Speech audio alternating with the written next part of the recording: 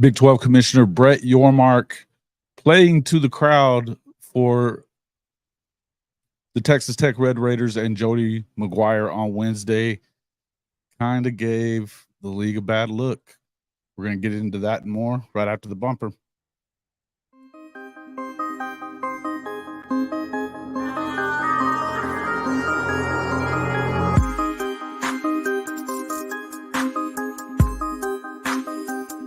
Let's go!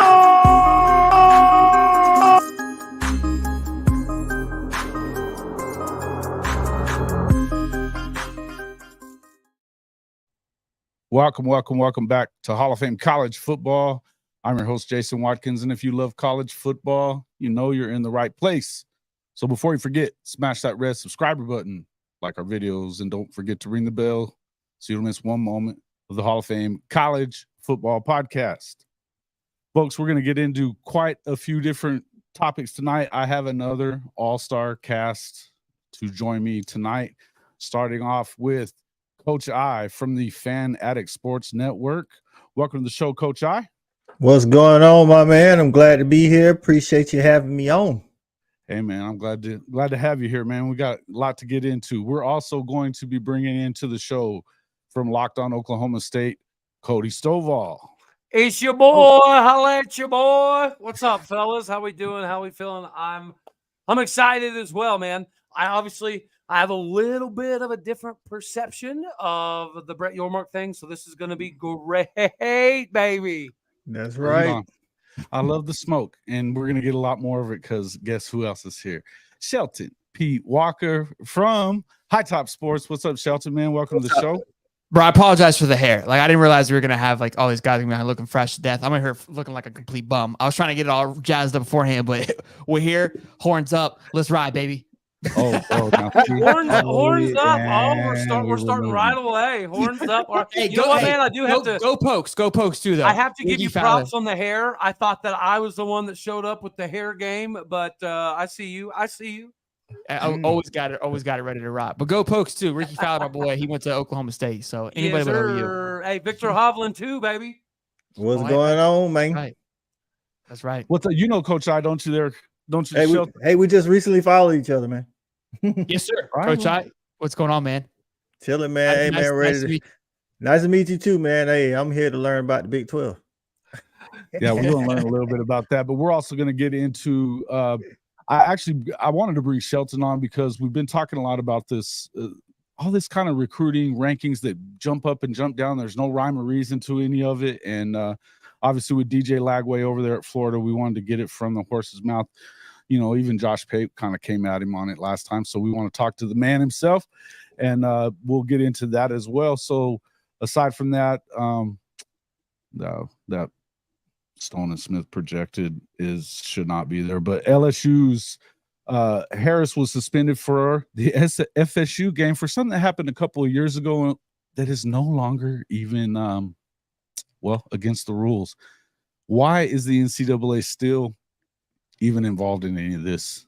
We're going to talk about that as well, and which ranked college football team is most likely to go down in week 0, if any. We'll talk about that. Plus, I'll have everybody give a bold prediction for the season as we get going. Folks, if you have not already become a member of the channel, please do that. You know, become a channel member. It's as low as $2.99 a month. You get private access to our Discord channel, which is a lot of fun. We do a lot of crazy stuff in there. Try to model it after old High Top Sports there, and it gets a little wild in there, but not as wild as you guys do, for sure. But hey, listen, there's other ways to support the channel. The main thing you got to do, just hit the like button. It's free. Do that. We're good to go. We got quite a few folks in here now, or well, not too much yet, but help us out, get us out there, and hit that like button. The algorithm likes that.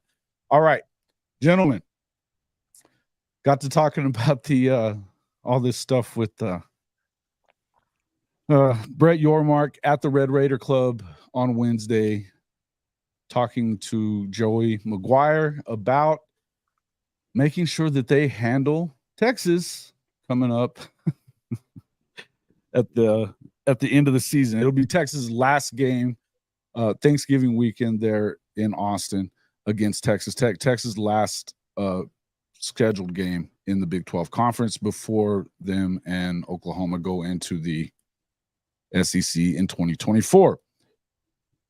It seems, well, there's been a lot of this kind of stuff going around, and it's been constant. But as Cody, as I was kind of telling you before earlier today, we kind of got into it about,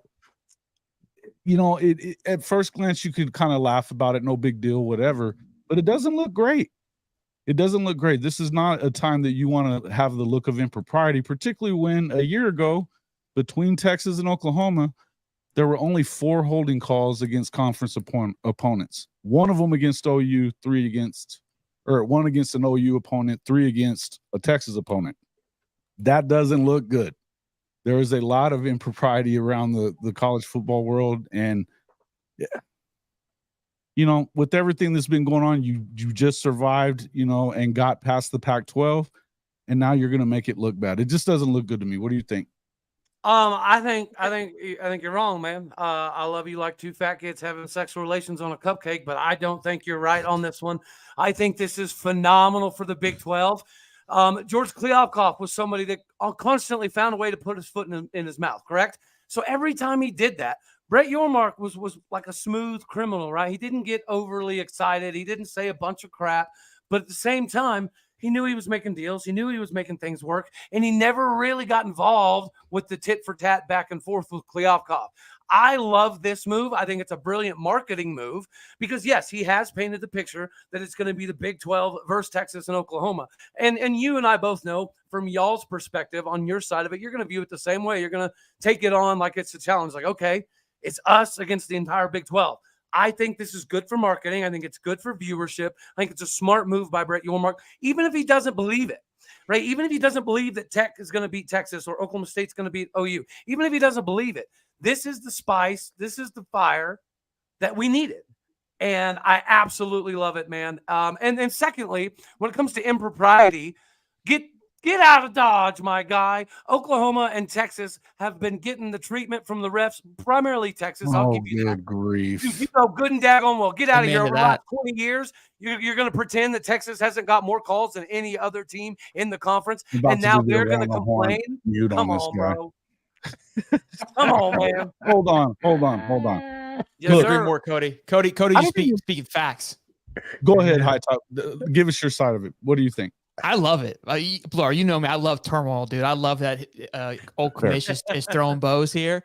And it shows loyalty to the ones who stuck loyal to him, right? That's just kind of what it is. I mean, I don't think it's a bad look at all. I think he's 100% right.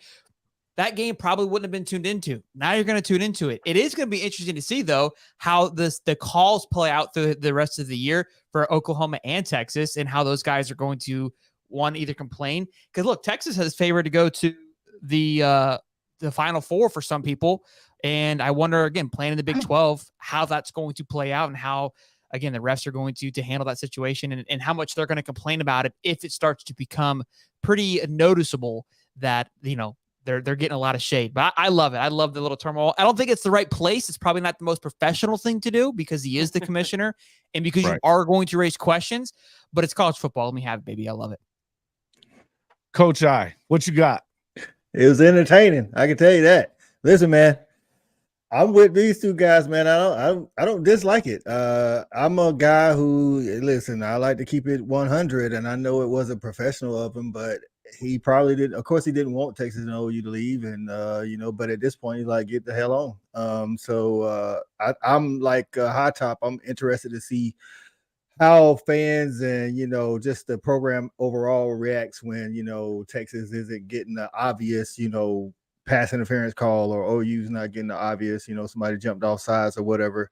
Like it's almost like they're out for you. And then in fans' eyes, we can make anything like that anyway. So this year, those comments have made that now, even more, noticeable or people are their radars are going to be more hot for those calls right now. And like High Top said, I was going to tune into the Texas Tech game, but now everybody's going to be tuning in because they want to see what's going down. And not for nothing, the last time Texas Tech was in Austin, they got 70 hung on them. So, and I think the game's going to obviously, depending on how the season plays out for Texas, would have had some hype behind it. But if Texas has a kind of a mediocre season, I did see some people have them finishing pretty high too. But I think it was more of just the bias for Texas and OU probably now that I think about it. Again, that game's going to have just some. Honestly, every Texas and OU game, he has now just fueled every OU and Texas Big 12 game, which is just going to be good for the Big 12. And the reason for them leaving is due to money. And now he just went and raised it organically. Exactly. Well, you know what, I will say when it comes to like kind of the same aspect of the marketing thing, one thing that I don't see being talked about very often is there's going to be Pac-12 fans. Let's just face it, like fans of Oregon State, Washington State, Boise State, those type of schools that don't really seem to be in a phenomenal position moving forward. The Pac-12, all the Pac-12 fans, they're going to be watching Big 12 games this year, right? That's just what it is. So I think this is a great way for Yormark to even reach Utah, Arizona State, Arizona, to get involved in this. Like, you know what, Arizona fans, we're going to the Big 12. Brett Yormark's awesome. I'm going to watch these games now. I think, again, this is going to be a massive move for Brett Yormark and the Big 12. I think marketing-wise, Cody's right, man. I think it was a good move. I think people like bold and brazen, especially from your leaders. You know what I'm saying? It's like the SEC people fond of Greg Sankey telling somebody, hey, you talk about our schedule, 8 games or whatever, hey, 65-7. Come play it. And he just was like 65-7. And then he just left it right there. And then like people like that kind of stuff. You know what I'm saying? It's like it's not professional in a sense, but Big 12, it's great marketing. Great. How I look at it is like Greg Sankey's like the Nick Saban. He doesn't have to do much because of the powerhouse of the SEC. He doesn't say anything too spicy, right? He can kind of just drop a little nugget like 65-7, and we all know what he's trying to say. With Yormark, whatever his name is, from the Big 12, you're in a place where you're trying to stay relevant, and you've got 2 of your biggest hitters leaving. You got some guys coming in. Don't get it wrong, but you got to stay. So you got to stick with it. So what do you got to do? You got to spice it up a little bit. You got to Conor McGregor it. Yeah. So it's just, I love to see that different personality. I mean, you've got the Pac-12 commission, I don't know his name, just flopping around. ACC, you got half of them wanting to leave, and there's no really love good there. So this is better than what the other options are going on anyways. And I think, look, commissioners, they're in a weird place. They're not like CEOs. Like think about like Adele and just the commissioner role in general. It's kind of a quirky position. Right. I mean, it's not like this. It's not a politician role where they have to follow these rules. There's definitely some bias in any commissioner. I don't expect them to be biased, and that's not the point I was making. What I'm trying to get at is that right now we have a problem with optics in a lot of places around college football. You know, you just got done with this whole protracted deal with the Pac-12. Who is at fault for that? Blah blah. And look, Cody. You know this as well as anybody. I've been firmly in the corner of Brett Yormark and against the other side of it. You know, I've agreed that listen, when it comes to the difference between him and Bob Bowlesby, it's night and day. It's night and day, you know, and I've agreed with the way that he's gone about, you know, building the conference and keeping it alive, because that was what his job was. That was the important thing for him to come in and do. What you don't want to do is now. Sorry, go ahead. You are saying, and I get what you're saying, that you're going to have a lot more eyes on it. But do you want all these eyes on it for every freaking call for the entire year is going to get gone over like with a fine-tooth comb, and everything is going to be scrutinized? If and when Oklahoma and Texas lose football games and Big 12 games, now they're good. It's so easy to say, hey. Because look, the refs in the Big 12 is a thing. It's a thing. It's been a thing for a long time. They're terrible. They've been terrible. It was gonna be have a fine tooth comb regardless. Might as well double down on last it. Year. Because of last year. Might as well double down on it. It's gonna happen regardless. So at least capitalize on it. Exactly. And don't get me wrong, I'm not going to sit here and tell you that I'm worried about them getting screwed and blah blah blah blah blah. Because we've talked about this before. You know how you win. You know how you freaking battle that if you're Oklahoma and Texas. Beat them out. Gotta win, baby, win. Beat the brakes off of them. Go and whip everybody's ass. Don't get in close games to where you put it in the hands of the officiating. Hey, man, leave no doubt. Leave no doubt. Here's what happened. Jason's upset because obviously it's his team He's getting not picked upset. on. No, you're upset. My team getting picked off. You're upset. Well, you're part of that group. It's because you guys broke up with the Big 12. You guys chose to leave, and now she went to the gym, got hot, and she went and got her own new tool. And you're like, "What the hell? You weren't this hot a little bit ago." Preach it. Don't get pissy because she went to the gym and got hot. It is what it is, big guy. You got to take it out on the chin. You want to come hang out with the big boys. You want to come hang out with the big boys at the SEC and get clapped. Welcome to the show, baby. This is good. This is good. All right. Hey, Jason, I got a question for you, my guy. Hold on a minute. We got a super chat here. We want to say thanks a lot to JC. Appreciate that. He says, as an OU student and OU fan, the Big 12 has never been for OU. We're not going to a place who will feel respected. 6 championships in a row. That should never happen. The competition in the SEC in fairness, OU versus the world. Hey, and you're not wrong there. I mean, that's the one thing. He's wrong. Get out of here. They did dominate it. They did dominate the conference. Yeah, but when did anybody disrespect? When did anybody disrespect OU? Everybody, even Oklahoma State fans, we give you guys props. There's not an Oklahoma State fan out there I know that wouldn't admit that OU's been the best team in the conference for over a Stop. For sure. It. I'm muting you right now because that's bullshit. I mean, you lost the best coach in football. Hey, we're muting now, huh? We're muting now, huh? Okay, because I'm not hearing that. Every time I turn on your channel, all I hear is just hate on OU. Every time you see a tweet from me, you Okie like Cowboys. Bro, every one of you guys are always here for it all. Yeah, talking crap, dude. Hold on. Talking crap to somebody and being disrespectful are two completely different things. Put his comment back up there. He said we're going to go to a conference where we feel respected. That's ridiculous. That is a stupid comment. Well, I don't know that there's going to be a ton more OU has never been disrespected. Nobody can argue. Nobody would argue that they've been the best team in the Big 12 for the last 15 years. Like, what are we talking about? Get out of here. Appreciate your $20 though. That's dope. Hey, easy. All right.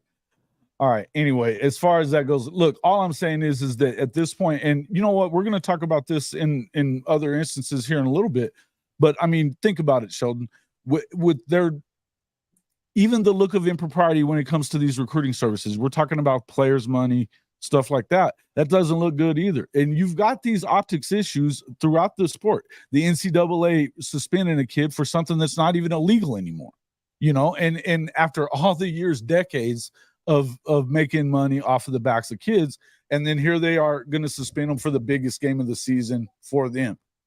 Yeah, it's crazy. It's crazy how they retroacted that rule, but they don't. What I'm saying, they do it in the opposite when it comes to Tez Walker for UNC, because technically he was a student. What I'm saying, before the rule went into place. So they do what they want to do, man. It is what it is.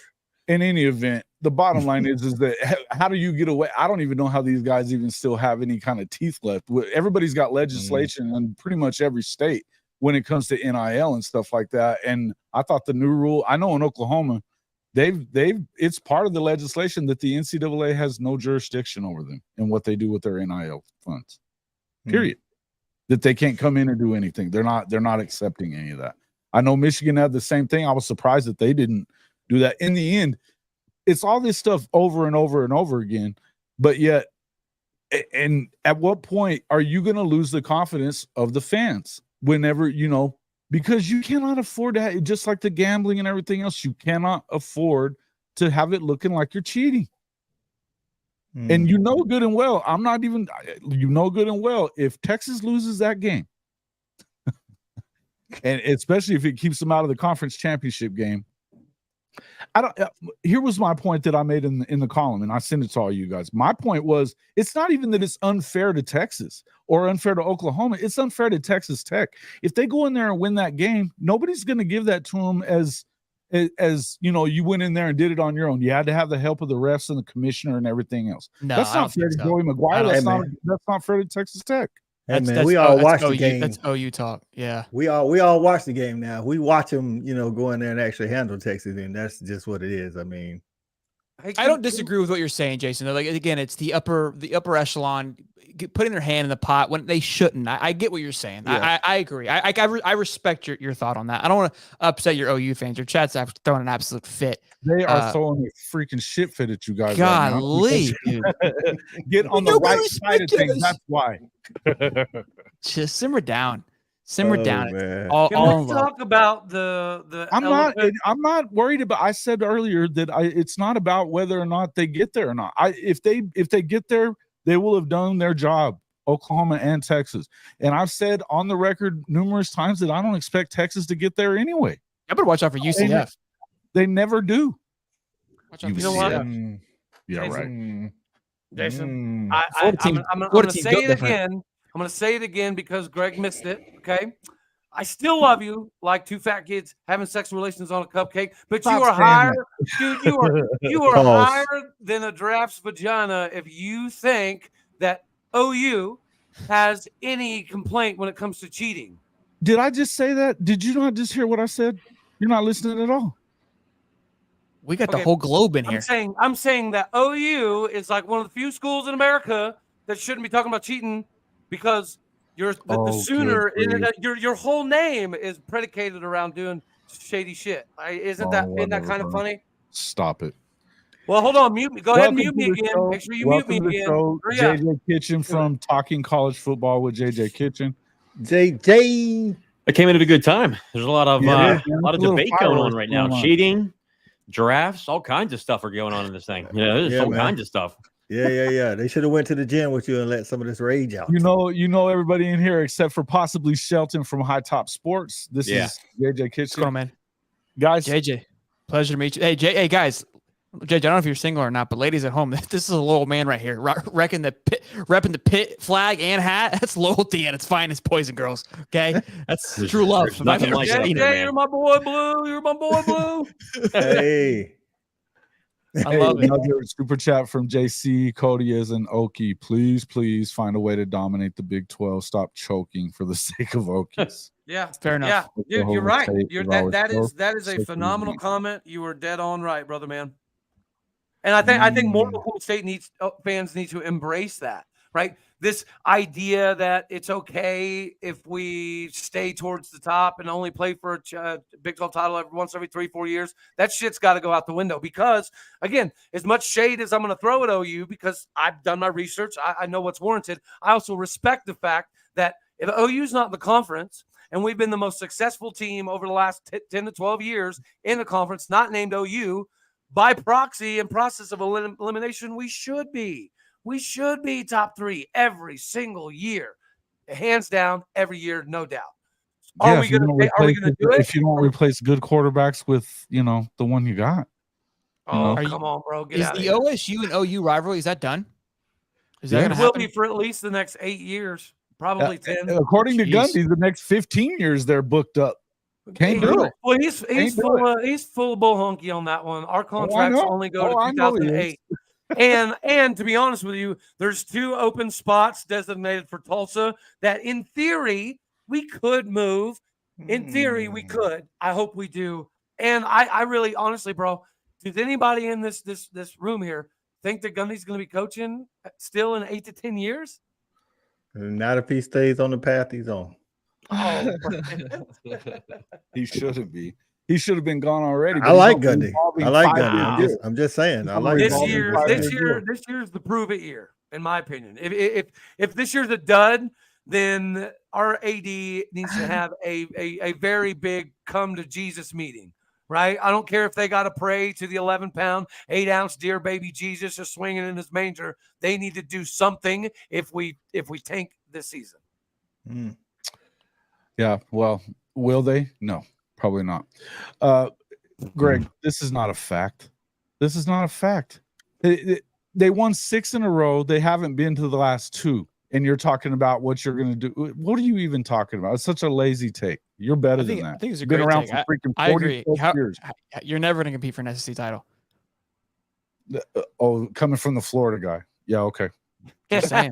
We were there 3 years ago, so Coming we're from not the too Florida. far. We're not too far removed. Yeah, that 3 years ago when you kicked the shit out of you in the bowl game. You're Hey, right. JJ, what do you think, man? The people need to hear your The angelic people voice want to right now. know. Well, I can tell you this. It's going to be interesting. Obviously I saw Yormark's comments, which, again, people were a little upset about that or whatever. But here's the thing, at the end of the day, you got to protect your own product. Okay. And I think, OU and Texas really contributed a lot for how many years? Okay. But I think the biggest thing for him is a brand moving forward. You got to look for your own brand. You know, I mean, they left you for dead. You're going to make your own comments, things of that nature. I think obviously this season with the last year, Texas and Oklahoma are in there.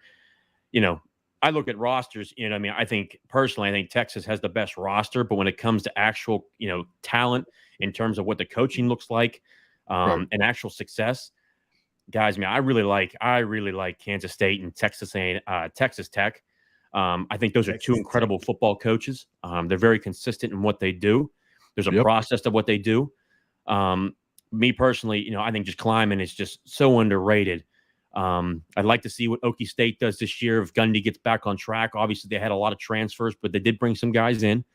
The guy that I believe he's a D2 or I can't remember, D2 or D3 defensive coordinator from up north here. I think I can't remember his name, but he's from up north here. That's why I recognized him. I'm interested to see what the Big 12 does this year. I really do.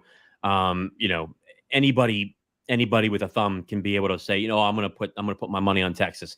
You know, Sark hasn't won more than 9 games for how many times? He's never won 10 plus games. You know, I'd like to see what he does consistently. He was close to Alabama last year. Almost should, you know, technically, in my opinion, should have beaten them at home last year with a bullshit call. I mean, that's just what it is. I'm interested to see what they do. Probably Big 12 refs. Oh, yeah. And then, of course, Oklahoma, I'm a big, you know, again, I know Brent Venables. I mean, he's a hell of a guy. I think he's going to be able to turn Oklahoma around.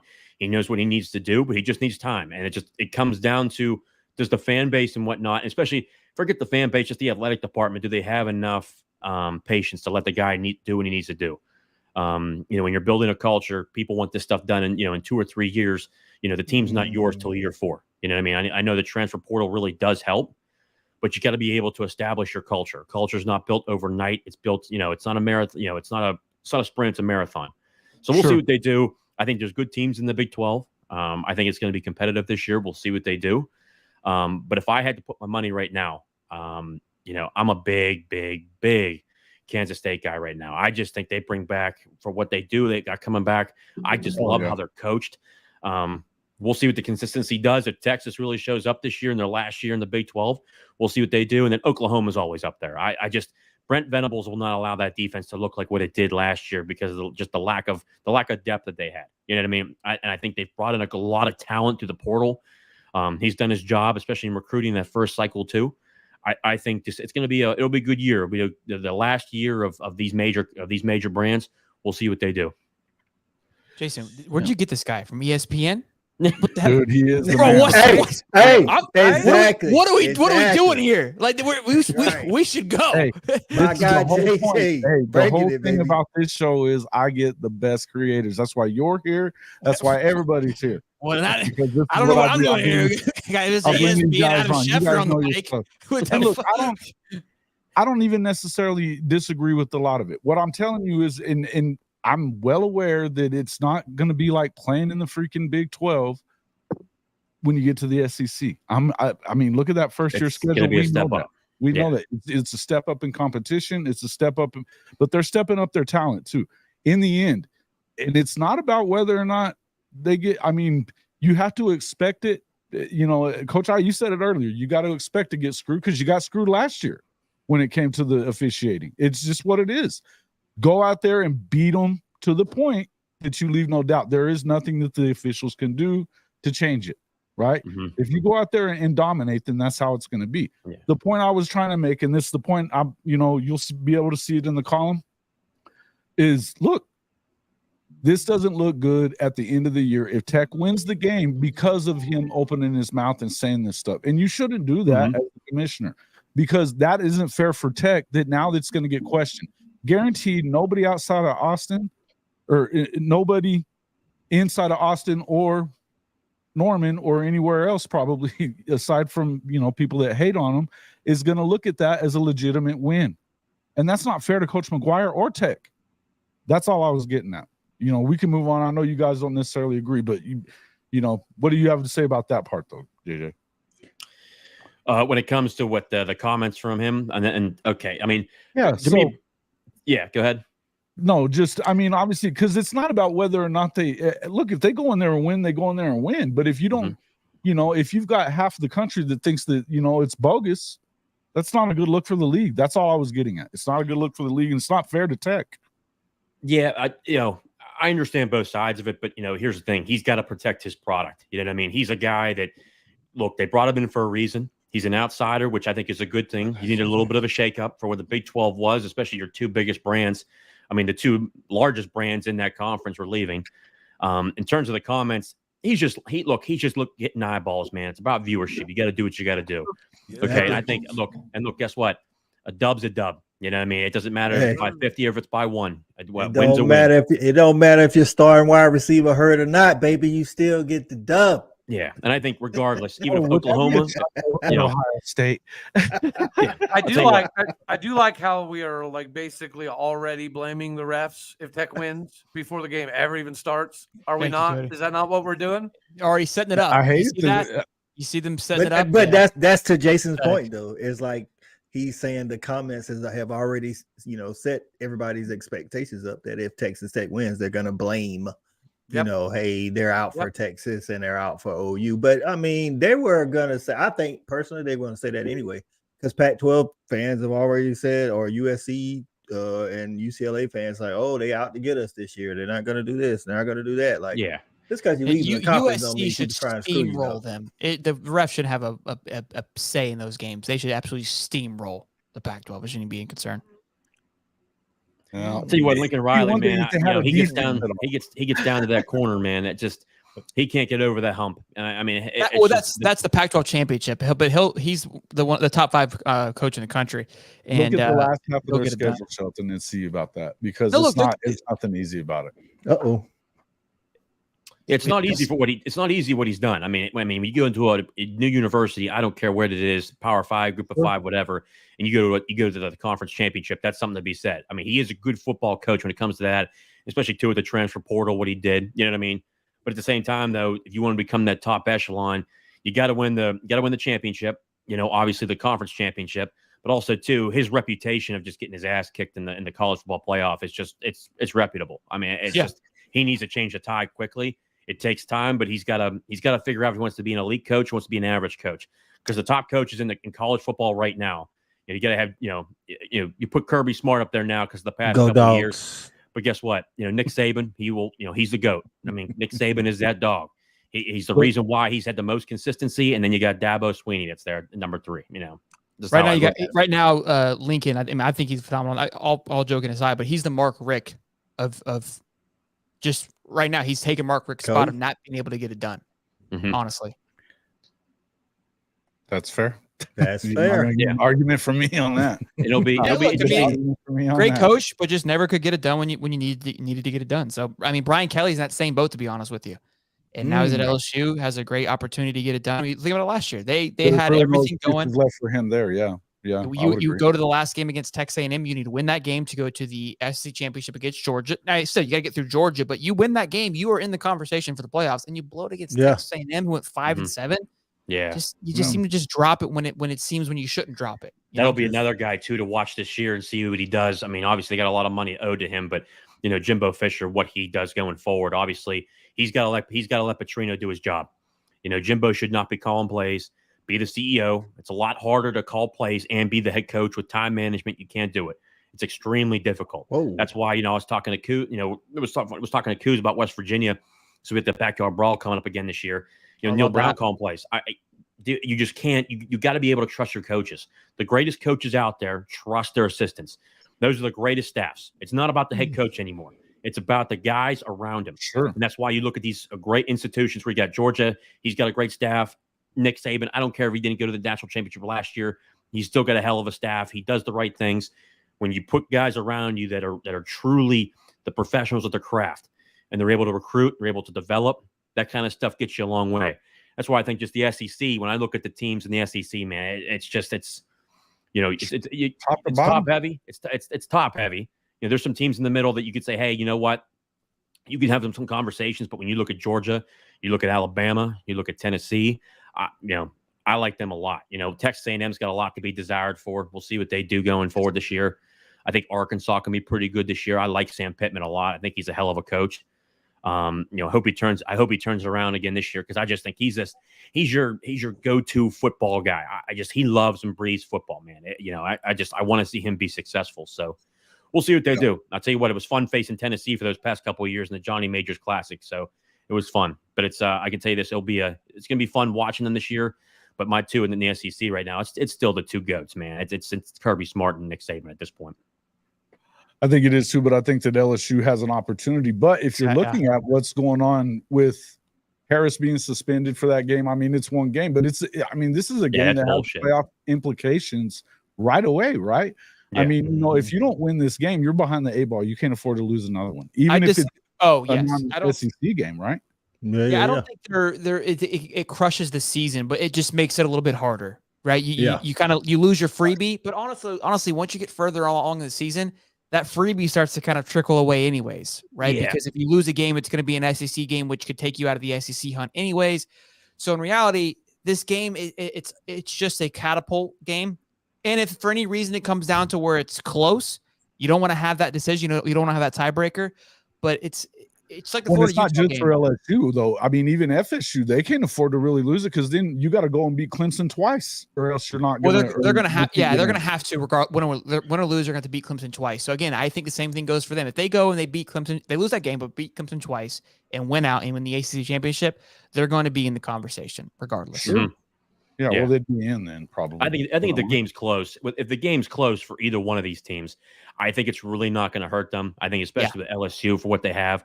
Florida State still has some good out of conference. They certainly got ranked teams on the rest of the schedule. They faced Clemson twice. I don't think it'll kill them as long as neither team gets blown out. That's what you don't want to see. But it's a big game, man. I mean, it was a fun game last year. It'll be great to watch this year. Those are the matchups that you want, and it's going to be fun to see. By 2 touchdowns. Wow, dude, that's a lot. I mean, we'll see. I want to see if Florida State's for real. Hey man, I think honestly, I think you go either way, but I don't disagree. The only problem is they brought in 4 DB transfers to fill that secondary, and 2 of them not going to play. One's from Ohio State, he's hurt, and then Denver Harris wasn't in the team picture, so I don't even think he's on the team anymore. And then they just lost Mason Smith through the suspension. But they didn't have those guys last year, and they kept it within the field goal. So he might be right. They might roll in there. I mean, I like Florida State, but I ain't like national championship high on Florida State. I mean, like again, I told y'all on the other show. You lost 8 in a row to Clemson, man. We're supposed to believe you're going to beat them. Listen, you know my philosophy, Jason. You got to show me, brother. Huh? Like you lost to the 3 hardest ACC teams on your schedule last year. So until you can, you should have won 2 of the 3. Yeah, but they didn't. Yeah. We'll see. We'll see what they do. Pitt's going to beat FSU. Pitt's going to beat FSU. They're going to be that team that upsets them. Pitt's going to beat them. Watch, I promise. I love Narduzzi, but I don't know if that's happening. I'll tell you this, man. I cannot wait to see them boys come up here in November, baby. We'll find out who the real men are. As I'm telling you, man, we'll find out. I agree. We beat the brakes off of FSU down in Tallahassee a couple of years ago. It was That's fun. What I'm saying, bro. Pippy's sneaky good. Pippy's sneaky good. I know Florida State's got a pretty good quarterback, and obviously they're going to have some athletes. But he's good. I agree. I think Pitt takes him down. I'm not a big believer in Florida State. I believe Florida State loses at least, but I would say probably 3 games. They're overrated. He hasn't even played a full season yet, has he? He hasn't been healthy for an Jordan entire Travis, season. He played all year last year. He played all year last year. Yeah, and he put up pretty good numbers. He may get hurt. I mean, he's the 5th favorite Heisman, 5th favorite to win the Heisman this year. Mm-hmm. Yeah, behind KJ Jefferson, who's the quarterback of LSU. Yeah, and don't get me wrong. I give FSU credit. I mean, they brought in great talent to the recruiting classes, but through the transfer portal, they lost 22 guys, but the 12 guys they brought back in. I mean, they got Coleman from Michigan State. That kid will be a stud. Huge. I think he's really good. He's your NFL type wide receiver. Jordan Travis. They got a lot returning in the offensive line. You got Verse playing defensive end on defense. Their defense will be good. It's just whether my question is at this point is what does you have the talent, but we've talked about this before. What's the coaching going to do? So you had one good season. 2 years ago you lost to Jacksonville State. So I mean, show it first. You know what I mean? Show it first. I like this guy. Yeah, no doubt. Guys, my best folks, friend right here. Thanks everybody for coming into the show. We appreciate you being here. But we've had upwards of over 50. We've got 11 likes on here. I know you guys got a little pissy. Come on, baby, was saying earlier. Hit the thumbs up. We're entertaining, if nothing else. Come on. Come on, now. Coach. Yeah, for real. Hey, Hit the real like quick, button. real quick. JC, Florida's clapping Utah. Gonna just I smear agree with Utah. that too. What? Smear Utah. Whoa. No, bro. Smear Utah. No, bro. They're Smear down to their Utah. third string quarterback. They're down to their Wow. third string quarterback. They don't I don't deserve believe. it. I don't believe in that. I don't believe in Mertz. I don't believe in Mertz. Exactly. So that But I my believe point in him. exactly. So what does it matter if they're I down to believe their in him third more than string I believe in quarterback? this. Florida's starting a third string quarterback. It's Heismertz man. to you. It's Heismertz to you. I'll take Heisman over Carson Beck. Stop playing. Stop playing, bro. Stop playing. You love Carson Beck right now. No, I don't like Carson Beck. Shawty, you missed all Yeah, time. you're right. Yeah, you Make sure still you hit that salty. like He button on the chose way the in. dogs over Florida. Hey, Straight out of Florida. Come on now. folks, real quick though, I'm going to take a page from my boy Nino from Nino's Corner book the other night. When you show up, you better wipe your feet before you come in this house. Hit that like button, please. Come on. Oh wow. Shit, that's serious. Hey, I like Nino, man. I thought it was pretty funny. I thought I'd throw that out there. All right. Next thing up. Yeah, listen. What is and the reason I wanted you to get in here for a while though, Shelton, talk to us about this whole deal with On3, DJ Lagway. You've been upwards of 10, 11, 12 players that have been an average of 70 places dropped in the recruiting rankings and at a time that nobody's evaluating or anything like that. Tell me about this. Yeah, I don't know how many players it was. It was when it all broke out. It was like 4 or 5 of our top 7 players in Florida that dropped a handful of positions. The 70 thing, that was what Shannon, I think it was Shannon, what's his name? Shannon Terry, the CEO of On3, where he was like, look, guys drop 70 spots on average. That's just kind of normal, which doesn't make sense at all. Yeah, it does not make sense. You're kind of just throwing numbers around like, okay, so you go from the 10th ranked best player to the 80th best player. Okay, cool, makes sense. Well, no one's evaluating too. Yeah, when nobody's playing, when nobody's doing anything. So there's no competition, there's nothing going on. I mean, what did he do? Breathe wrong. I mean, holy shit. They committed the only thing what they did wrong. The only thing they can be doing is judging it off of some fictitious spring reports, maybe. That's the only thing I can even think of. Yeah, we had Shannon on and we asked him, look, no football's been played. What's going on? So he mentioned a few camps, which at the point that things dropped, there wasn't many camps. And they said, well, look, they go to their official visits and the On3 guys get their official measurements. So before that, high school saying this guy's 6'5", 225. He goes to the official visit. He's 6 foot 210, which that makes sense, right? I mean, obviously they're being sold a little bit. They also said that their home life has a factor. So if they come from a questionable home life, we'll adjust how their rankings are, how they are in their. What the fuck? Bro, this is the CEO of On3. Don't yell at me. I'm just a messenger. Don't be screaming. I'm not yelling at you. No, I know. That explanation. First off, I want to know this. Who's giving the measurements? Who's giving the measurements to On3 from an official visit? That is some dumb shit. That's number one. Number two, because of someone's home life. First off, I mean, I'm not blaming you. Believe me, I'm not blaming the messenger. But that is legitimately some dumb shit. I mean, I can't even believe that. That just loses. In my mind, that just loses so much credibility oh my God, because someone's home life. Oh my God. The entire interview. You know what? By the way, guys, I have a PhD, by the way. I went to Pitt for my bachelor's, but I identify as a PhD. So good God almighty, someone's home life. I can't believe someone thought that. That is legendary stupid shit. Honestly, I honestly give him a lot of credit for being that dumb. Good for him. Good for him. We were making fun of, because I don't know if you guys seen the new docu-series Swamp Kings, but it kind of prefaced a lot of those guys and where they come from. Brandon Spikes says, I came from the streets. Look, if it was either this or the streets, that's how it played out. Chris Rainey was born in jail, and we were joking last night. I was like, those guys all have been 0 stars coming out of high school according to his metrics. That has nothing to do with when the young man shows up on campus. Listen, to be real with you, man, the worse the home life, the higher the ranking should be, to be honest. Yeah. With you. Got that dog in him, right? Yep. Did y'all hear what Deion said when they asked him about recruiting? He said, for my defensive line, I look for single mother homes because those guys are ready to eat. So, you can't drop somebody because they got a bad home life. You should be wanting to make them a 5-star. Yeah, man, he's like a homeless guy on the street. He's chomping at the bit. You know what I mean? That is awesome. And he also said something along the lines of, for my quarterback, I want him to come from a wholesome family that's been put together and eating dinner together every day. Double up. And you know what's funny, bro? it kind of makes sense. Like I understood exactly. Yeah, what your he was defensive lineman, single mother home.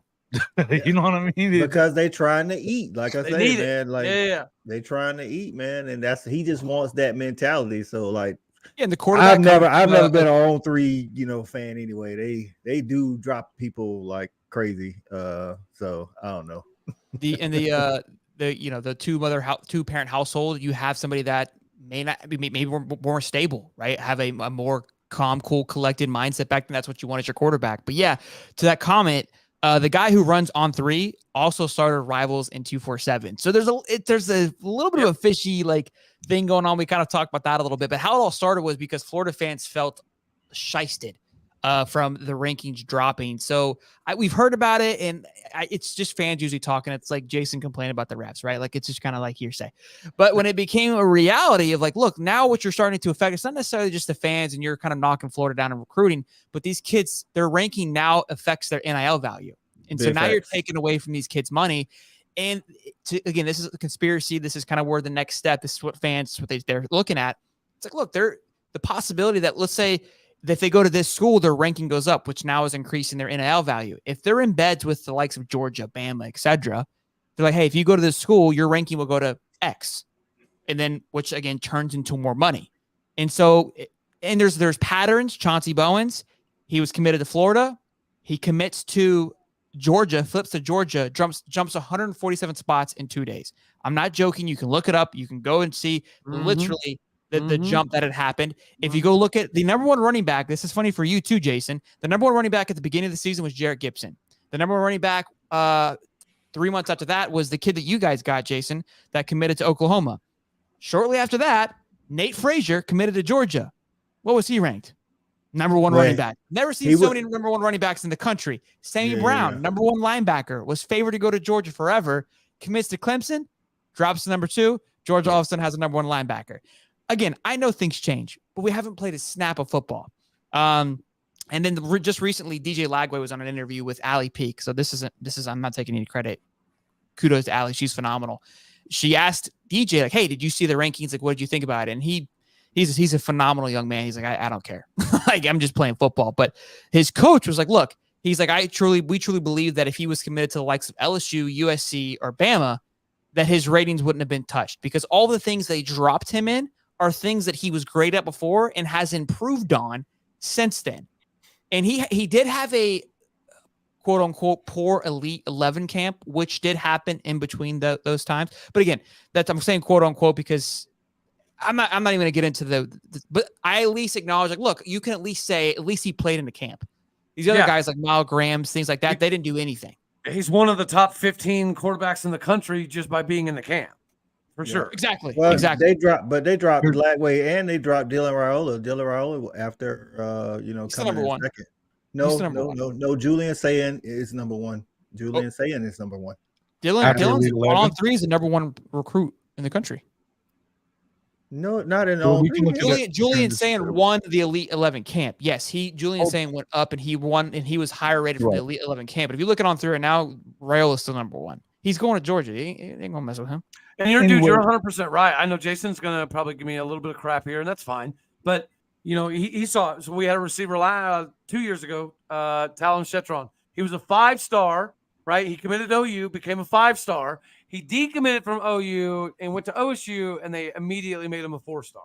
Before the Elite 11, Dylan Raiola was number 1. Jeremiah Smith is number 1 now.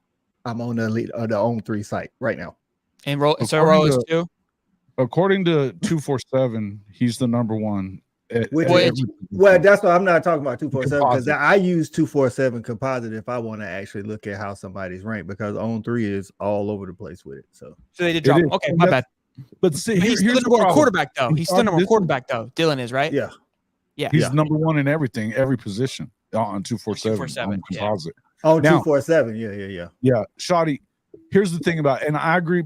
Listen, we could say this all day. It's not that it doesn't matter to us. It shouldn't matter to anybody, right? But to Sheldon's point, to Sheldon's point, it's affecting their money. It's the kids' money. When you drop them that, and On 3 is the one that gives them a value. Yeah, right? They're the only ones. They're the only ones. They've got an NIL value that's sitting there. So Because when Go when you've got guys like that, and all of a sudden they drop, I mean, if you drop a 70, 80 spots, hell, that could be worth hundreds of thousands of dollars or more than that. Who's to say?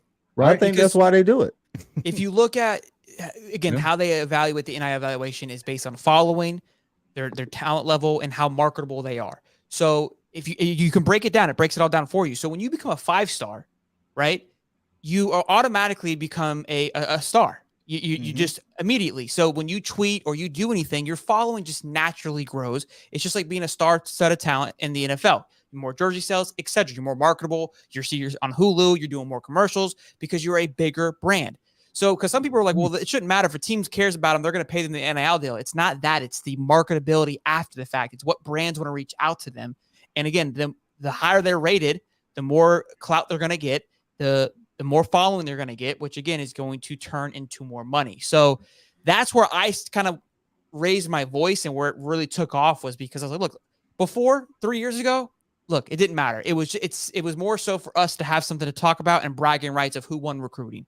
Because at the end of the day, just stars don't really matter when they graduate, right? I just need you to be a dog in between the field. But it's now impacting, like, hey, if I want that guy, I'm going to go get him. And they tried to defend it to say, well, if Nick Saban starts looking at him, obviously he's going to be better because Nick Saban's got an eye on him now. Like, then your whole system's flawed. Hey, fellas, why is there not a recruiting system that does a reevaluation of talent post-graduation, right? Like, it's funny. We talked about doing this. I'm sorry? We talked about doing this for our show. Like, basically, good, bro. Consuming all the data, consuming the data and saying how accurate they were, first of all, in their recruiting. And again, because you can't give them a star based on how they perform in the NFL. And so that part of that is their status quo too, is a prime example is Waller. He's a 5-star on every recruiting site, except on 3, he's a 3-star because every recruiting site has him at 6'2", on 3 has him at 6 foot, meaning they're saying he's not NFL size ready. But I don't care about NFL size. He's playing for the Florida Gators in college. So if he's an absolute wrecking ball in college, I don't care how big he is to come to the NFL. He's not playing for the Florida Gators anymore. So it's just a lot of nonsense going on. And they try to be different because of all the systems. Go ahead. Sorry. No, you're good. Yeah, I'm just saying I did see 247 re-ranked the 2019 class from the guys that stayed there, and the guys were actually production-wise. And the only reason why I know this is because a fan sent it to me. When you re-rank it, you guys, I'll have to post it or something like that. Like it's wild what the rankings were in 2019 and what they turned out to be based on production. Cool. It's absolutely wild. I have to look it up. Like Pitt was top 15 because they had 4 guys. That's the whole thing is now that there is value on it and you're getting paid in college, and you have all these NIL laws changing, and you are able to get paid. Look, if you're going to evaluate them pre-college, you should be evaluating them all the way through as well. Yeah. And believe me, I'm in like the Deion Sanders camp in terms of the high school guys coming to college. I understand guys that have the value when they're in college after a year and they produce and their production. I think you come into college, you'll certainly be able to make money on it based on how much you can make. But to say a guy's worth millions of dollars, Deion Sanders said it best. No kid is worth millions of dollars when they come out of high school to go to college. I'm sorry. I'm sorry. Like a kid, George Pickens, a kid should not be making more money than George Pickens in the NFL. I mean, give me a break. Hey, they say you're worth what somebody willing to pay you, though. I mean, hey, if they're dumb enough to pay it, like, trust me, Texas A&M, I love how dumb they are. Yeah. But there's nothing better than watching dummies like that. I mean, like the running back that was there for a year. Paying them anything or having to do it under the table for how many decades? I don't care what they're paying them now. Pay them whatever you got to pay them. You know what I mean? If you're willing to pay it, that's fine. But it's funny when you look at Texas A&M, that running back left, and he posted on Twitter the day after, and he retweeted it where a fan said, this kid got the bag and then left and transferred after 1 year, got the bag and then transferred, and he retweeted it. Hey, it's not, it might. Hey, some of these kids, it might be like my guy Shawty, my co-host on Respect the Hedges say. Shawty say they might not be any more hotter than they are coming out of high school. So that's why they got to come out here and get the bag because they might get the bag and not play her down. Who knows? That's true. Sure. Guys, I think there's some of this that's kind of slightly strategic as far as the players go. I think Quinn Ewers is a perfect example. He was going to go where he could go legally and make his money. Quinn. I don't think Quinn Ewers ever one time planned on staying at Ohio State ever. If the state of Texas would have enacted the same law, he'd have went to Texas right then and there. But that's what it was. And Texas A&M's the same thing, guys. People are going to A&M, scoop up a paycheck, chill for a year, and get the hell out of Dodge. I think that's something that's going to continue to happen, which is precisely why somebody, sometime, somewhere, there's got to be bumpers on this stuff, fellas. Yeah. And I don't think it's going to be the NCAA. I don't think the NCAA is the answer. I think the NCAA has proven time and again that they're kind of putting themselves in a precarious situation. They're pretty insignificant nowadays. The NCAA is stupid. Somebody needs to put up bumpers on this NIL stuff. And until that happens, it's going to be the Wild West where people go get money and then go play where they really want to. Like Missouri's going to go through the same thing. Like Missouri just signed that 5-star. Yeah, bro. Basically saying if you stay in Missouri, you can start making NIL money in high school. They'll go there for a year, maybe two, and then book it, get his cash. He doesn't even really have to do that. He signed that. He could get paid in September, right? Yeah. He can start getting paid in September. He doesn't even have to go at all. Yeah. All he had to do was sign a financial aid agreement to get money. Bro, last week at that, they were at Tulsa Union doing that scrimmage, and he was still wearing OU stuff, cleats and gloves. Yeah.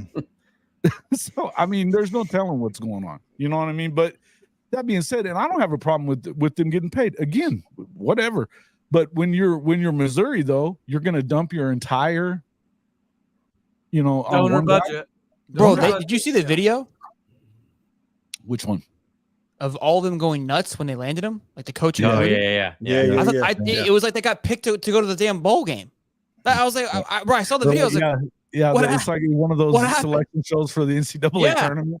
Yeah, that's what I thought happened. I was like, I respect it. It's a bit huge for them, but I was like, can you say you're desperate without saying you're desperate? Like, damn. And what happens when Drink gets fired for going 5-7? I talked about it on my show. Out of all the coaches that showed up for SEC Media Day, that man looked younger than when he started his job. He is chilling in Mizzou. He goes win 5-6. He's competitive in a few games. Man, he's not going nowhere, bro. Mizzou don't give a shit. He just needs to just be. He went 5-6. 5-7 is the range, and be competitive in a bit. They gave Georgia a fit last year. They're like, hell, Missouri's doing phenomenal. They almost beat Georgia. We're good. We're happy. We're content here, boys. That's the Missouri. When Harry lands there, then he probably bought himself at least another year, right? I mean, because you just got the 5-star kid. You got to see the production. Got to see what I could do. And NILs even things out, boys. Yeah. No, and Charlie, I agree with that part. I think don't cap. I don't have a problem with it. I think you're worth what somebody's dumb enough to pay you. Yeah, listen, but your culture can take a hit from it by paying a high school kid more than you're paying the guy that you already have on the roster. I think that's we were talking about, hey, just to think about the kid that went to Florida or was going to go to Florida. Talk to us about that. He's now a starting quarterback at Arizona State. It's obviously not the same thing as Florida, but that whole deal with that NIL didn't look good either. But he goes and he's already won the job as a freshman, a true freshman. Mm-hmm. Well, the starter got hurt. Okay. They On3 is doing a phenomenal job of narrating the story to make it seem like he went out there and just dominated. But look, Jaden Rashada is a talented young man. I mean, and he was a 5-star stud. Arizona. When's the last time Arizona State landed a 5-star quarterback, top 25 player in the country? And he was committed to Miami, then to us. We had the whole NIL debacle, and then he goes to Arizona State because his father went there. So that was part of why they also landed it too. So yeah, I mean that's. If I had to guess, the backup behind the starter is probably a 0-star kid coming out of high school. So what are we talking about here? Yeah. I do like Dillingham up there in Arizona State. I'd like to see what he does up there because he's a good offensive mind. Bo Nix look damn good. They're putting posters. He made him look good in Oregon. He didn't make him look good in Auburn. He was at Auburn, Bo Nix's first year. He didn't make him look good down there. So I don't know. The jury's still out for me in Dillingham, so I don't know. I don't know. Right. But it's Hey, funny. one bad year at Auburn, one good year at Oregon. I don't know. Like it's funny when we talk about the NIL stuff, like potentially some guys, like the culture and stuff like that. Some guys, if he's on a roster, he's not getting paid as much as a new guy coming in. It was pretty cool. Pitt just did a thing where they just did an NIL deal for the entire team, all 85 scholarship guys. They basically put $11 million in a pot, and each year, like with the way the numbers go out, they'll get roughly about like 90 to 100 grand a year, no matter what, as a baseline. So I mean, you know, when you do something like that, it's nice to get at least the whole team on a payroll to where, okay, hey, everyone's making their money to an extent. And like what Narduzzi says, look, you know, if you're Kalijah Kancey last year that went in the first round, you know, he made a little over $3 million last year. It's based off of value. He's like, it's very simple. You know, if you produce, you're going to make more money. It's that simple. But when you come in, at least you have a baseline. You're making something, and you're doing something in terms of NIL and what you're doing.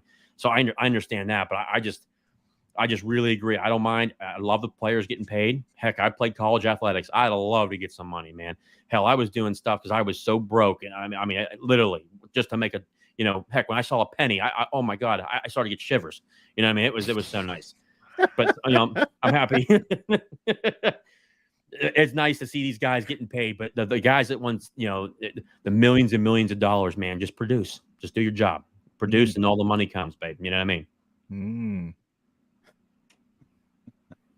Hey, the comments are on fire. How many likes you got, Jason? On fire. We don't have enough. I'm gonna tell you that we don't have enough. So guys, you've got all these like folks this stuff, guys. Come on. It's 30 likes. I mean, come on, help us out. Just help us out.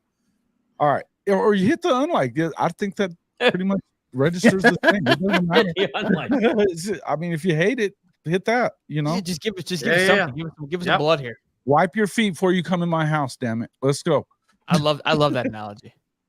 I know. I did. That's good. That's good. All right. Let's see. Y'all have turned to the old man. Get off my lawn. Hey, who has? Nobody's. I'm telling you now, Shawty, I don't have a problem with these guys getting paid. They should have been getting paid a long time ago. I think they were getting paid a long time ago. Oh, they were, yeah. Yeah, they were. Not everywhere, but they were. You know, there's some guys that, you know, how did Barry Sanders end up at Oklahoma State there, Cody? And Thurman Thomas. Nobody wanted he liked the university. It was all love. Yeah, hold on, what are you talking about? Yeah. Barry Sanders? Love. Barry Sanders, bro, we didn't have to give Barry Sanders. We didn't have to give Barry Sanders a penny, bro. It was either us or Tulsa. What are we talking? What do you mean? Hey, I remember back in the day, baby, when Tony Dorsett and Dan Marino came to Pitt. They were driving some really nice stuff back in the day. I heard about all the stories. They've been getting paid forever. Just the only thing that's different now is the price tag went up. Yeah. Everybody now Thurman Thomas and Hartley Dykes. Okay, different story. Whatever. Right. Hey, and look, I don't even blame any of these guys. You know, Eric Dickerson, he was flat out about it with SMU. He was like, "Hey, man, yeah, I told Texas they had to give me this, and that's, you know." Darrell Royal said, he should have paid. He should have paid. You know, bottom line. But I mean, they got it. You know, at some point, you got to look at it as they're going to get what they get, and they should have gotten it already. What I loved was Jimbo sitting around acting like they weren't paying when it was already legal to do it, and he's lining up the $30 million that they don't. What a weird position to take. What a weird spot to, you know what I mean? Like, there's a lot of reasons to potentially dig your heels in. That's not one of them. That was terrible. Weird spot, right? Yeah. And he's just, you know, that's Jimbo, the used car salesman. Everybody wanted to come here because this is one of the best educations in the country. Right. Got it. Remember, it's the student athlete. We love our student athletes here. Yeah. You got student athletes. Yeah. Hey, Jason, I appreciate you having me on, man. I gotta get going though. But okay, bro. I appreciate you guys having me on. This has been a blast. At least. Yeah, thanks for coming on, bud. Yeah, no. Thank you guys for having me. Love to be on here again. As long as Adam Schefter doesn't come, it's too much for me. I told you, JJ's got that. JJ's got that angelic voice. He does. It does. He does. I love you guys. You guys have been great, except the Georgia guy up there. He's whatever. But no, you guys are awesome. I appreciate it. Thanks for coming on, brother. You the man. Nice to meet you, Cody. Sheldon. Good stuff, buddy. Good stuff, buddy. Great stuff, up, baby. Horns up. Later, boss. Later, guys. Horns Put it up. down later. Kick his ass out of here for that one, anyways. All right. So let's talk a little bit about this season and what we expect. JJ, let's start with you on this one, because I think that everybody keeps talking about Clemson, keeps talking about Florida State. You alluded to it a little while ago, 2 years ago, the last time you played Florida State in their house, beat the brakes off them. Now, obviously, they've changed, and Pitt's probably changed some as well. Yeah. But, I mean, you get them at home this time around, right? Yeah, that's what's going to be nice. It's going to be week 10. So it'll be good. I think, again, I didn't like how Florida State was ranked in front of Clemson. I think you have to prove it first. Dabo's Dabo. You know what I mean? He's built that program for the way it is. I think Cade Klubnik's going to be pretty good this year. Riley, the new offensive coordinator, Clemson's going to be really good, I think. We'll see how it looks, especially the first year. First years, there's always a little bit of bumps and bruises here and there, but I want to see what they look like going into this season. How much, what's the repetitions look like? What's the chemistry look like? We'll see what that looks like. But at the end of the day, I got them at number 1. Florida State's number 2 to me. I think just when you look at the 2 rosters, that's what we have based off of. I like the talent they brought in. I think they have a great offensive line. I think Jordan Travis is a very good quarterback. I think they have great talent on the outside, especially 2 of the guys they brought in. Coleman, like I've talked about, I love him. Hakeem Williams, the 5-star they brought in from this previous recruiting cycle. I want to see what he does this year. But 2, they just got really good talent. But when it comes to those 2, the teams that will compete with those 2 teams, I think, will be UNC, Pitt, and then North Carolina State. I really think those 3 teams will be in the hunt. I want to see, obviously Miami was 5-7 last year. People always ask me, what do you think about Miami? Miami's got to prove something first. I do like Mario Cristobal. I think he can turn it around there, but they got to give him time. Don't give him the Manny Diaz treatment where you're looking to push guys out after year 4.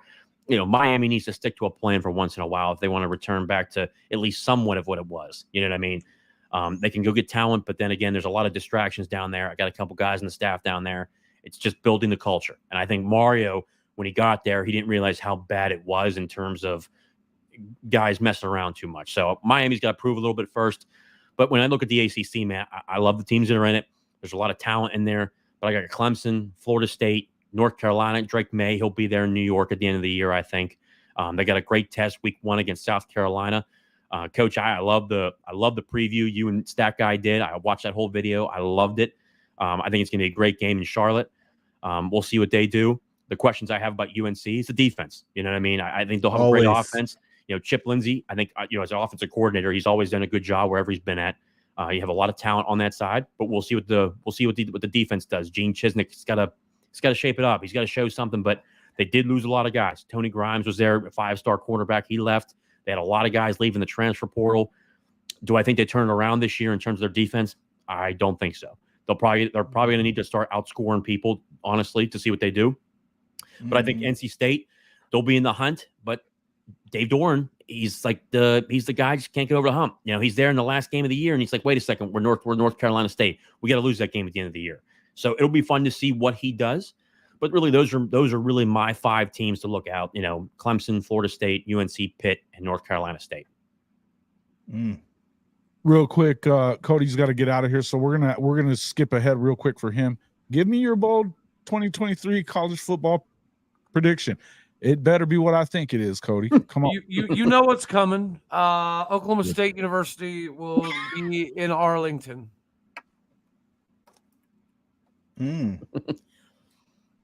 Yep. Tell us why. Well, because okay. All right, cool. Bet. So this is the first time that we've had a legitimate 2 deep at the offensive line since 2017. The wide receiver that we got from Washington State is blowing people's minds. The depth at linebacker is actually far more legitimate than we had initially thought. We're getting some really good things out of a guy that's been in the system for a couple of years. He's built his body. He's ready to go. He just took over a starting spot literally the other day. The quarterback position is much better than people give credit for. Garrett Rangel put on 18 pounds in the offseason, shaved 0.2 of a second off of his 40. The running back we got from Michigan State, he ran for 988 yards before Kenneth Walker kind of took over. Plus, you got the 4-star Ollie Gordon that Texas went after very heavily. We have a home run hitter and Jaden Nixon, And you know about Kendall Daniels and Colin Oliver. We've got 2 NFL guys on the defensive side of the ball in a new defense that's primarily predicated upon speed and aggressiveness. We're going to make mistakes, but we're going to make mistakes at 133,000 miles an hour, and we're going to get a lot of penalties for hitting people in the throat, and we're going to like it. Okay. America. Get at him. You lost 4 of your top 6 receivers. You get 1 guy, and that's going to help. A lie. See, why do you keep doing that? Why do you keep doing that? Why do you? You know you lost that's 4 not of your true? top 6 receivers to the No, portal. You know you did. Bro, Jaden Bray was hurt last year. Jaden Bray was our number 1 wide receiver coming into the season. He's the guy who's pegged to be the next Justin Production Blackman. from the season. Hold on. You know He's that's back. what I was talking Blaine about. Green's back from injury after starting as a true freshman. And then we also got Talon Chetron, the 5-star that was committed to OU that gone to Oklahoma State. He was hurt last year as well. So when you're saying we're missing people, every single person you brought up, every one of them was a backup. So I don't know why you keep doing that. Who? Whoa! I didn't even bring up a name. I said you said we lost. All you gotta do is look at the stats. 4 of the top 6 receivers from a year ago are no longer on the team.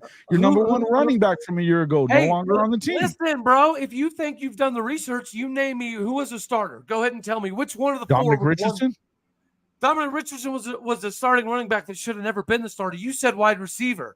Give me the wide receiver. I said you were the top 4 of 6. 4 of 6. I don't know if they were starters or not. I know that their production wise. No. Don't you backtrack. Don't you backtrack.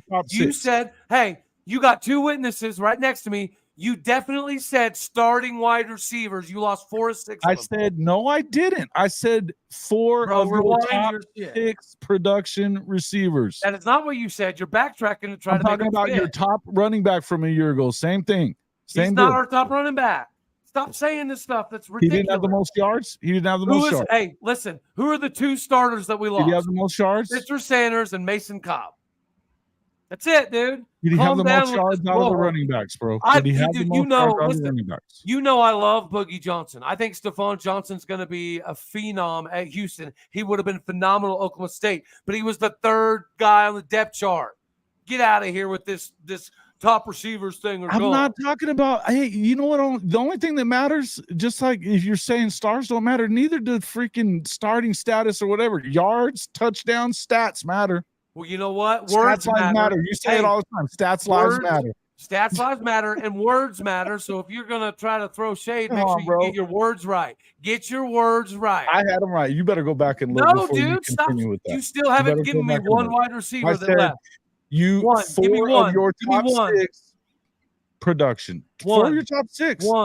I told you what I told you. Give me the starter that left, homie. I don't care about the starters. I said the production. Well, then stop feeding bullshit up your pipe hole. It's not bullshit, but okay. It is bullshit. Hey, listen, here's the beauty of it.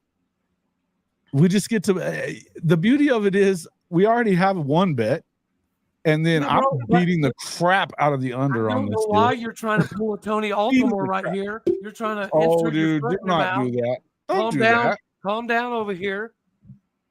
Dude, that's what you're doing. I need to give you the cupcake line again of how much I love you, but you're saying shit that is boldly not even close to reality, and you're trying to push it off to people like it's true. It's stupid. Stop lying to your people. Stat guy didn't even like me, and he said that I said 4 of the top 6 wide receivers are gone. Stat guy, my man. Stat guy, he don't even like me. Yeah, Stat guy. That guy cooler, man. Yeah, exactly, bro. You said that 4 of the top 6 are gone. That's not true. Good job. When it comes to production, that's true. Okay. All right.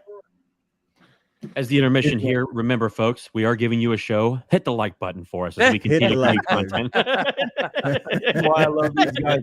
Cody, hey, with that schedule, one thing I will say, with that schedule, they should be good. They should. Yeah. Just like you should do well with that schedule too. Right? Well, and even if you're not as good as you were a year ago. Now I will give you Colin Oliver. And it's the Big 12. And with the guys that you got on defense, hey, look, I'm laughing because our schedule is trash. That are the real deal, right? On that defensive side of the ball, talk about that. Colin Oliver And what's the other guy's name? I'm spacing it. Kendall Daniels. Daniels, yes. Yeah, Kendall Daniels is he's a 6'4", 225-pound safety that runs a 4.40. Colin Oliver was a freshman All-American as a defensive lineman. He shaved two-tenths of seconds off his 40. He lost 8 pounds over the summer.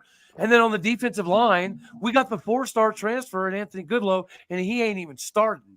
He's not even starting. Right. We got a linebacker that had 230 flipping tackles in 2 seasons. He ain't starting either. The depth on defense is better than 2021. The depth is way better than 2021. We don't have a Malcolm Rodriguez. We don't have a Devin Harper, but we've got Colin Oliver, and we've also got Kendall Daniels, and our safety room is very violent. It's gonna be crazy to watch, guys. I would agree with that, but I'm gonna ask Coach I this. When you moved to the 3-3-5, and because I watched this happen at Oklahoma last year, you got to have the guys to do it. This is not the easiest thing in the world to change, right? Yeah, but if you have the right pieces to fit. Yeah, you got to have the right pieces, and that starts with those 3 guys on the defensive line. They have to be like space eater animals down there. Like, you can't be faint of heart when you play in a 3-3-5 up front. You just can't. In the Big 12, Jason, I'm not talking crap. A name that everybody needs to get familiar with is definitely Justin Kirkland, the 6'4", 350-pound defensive tackle.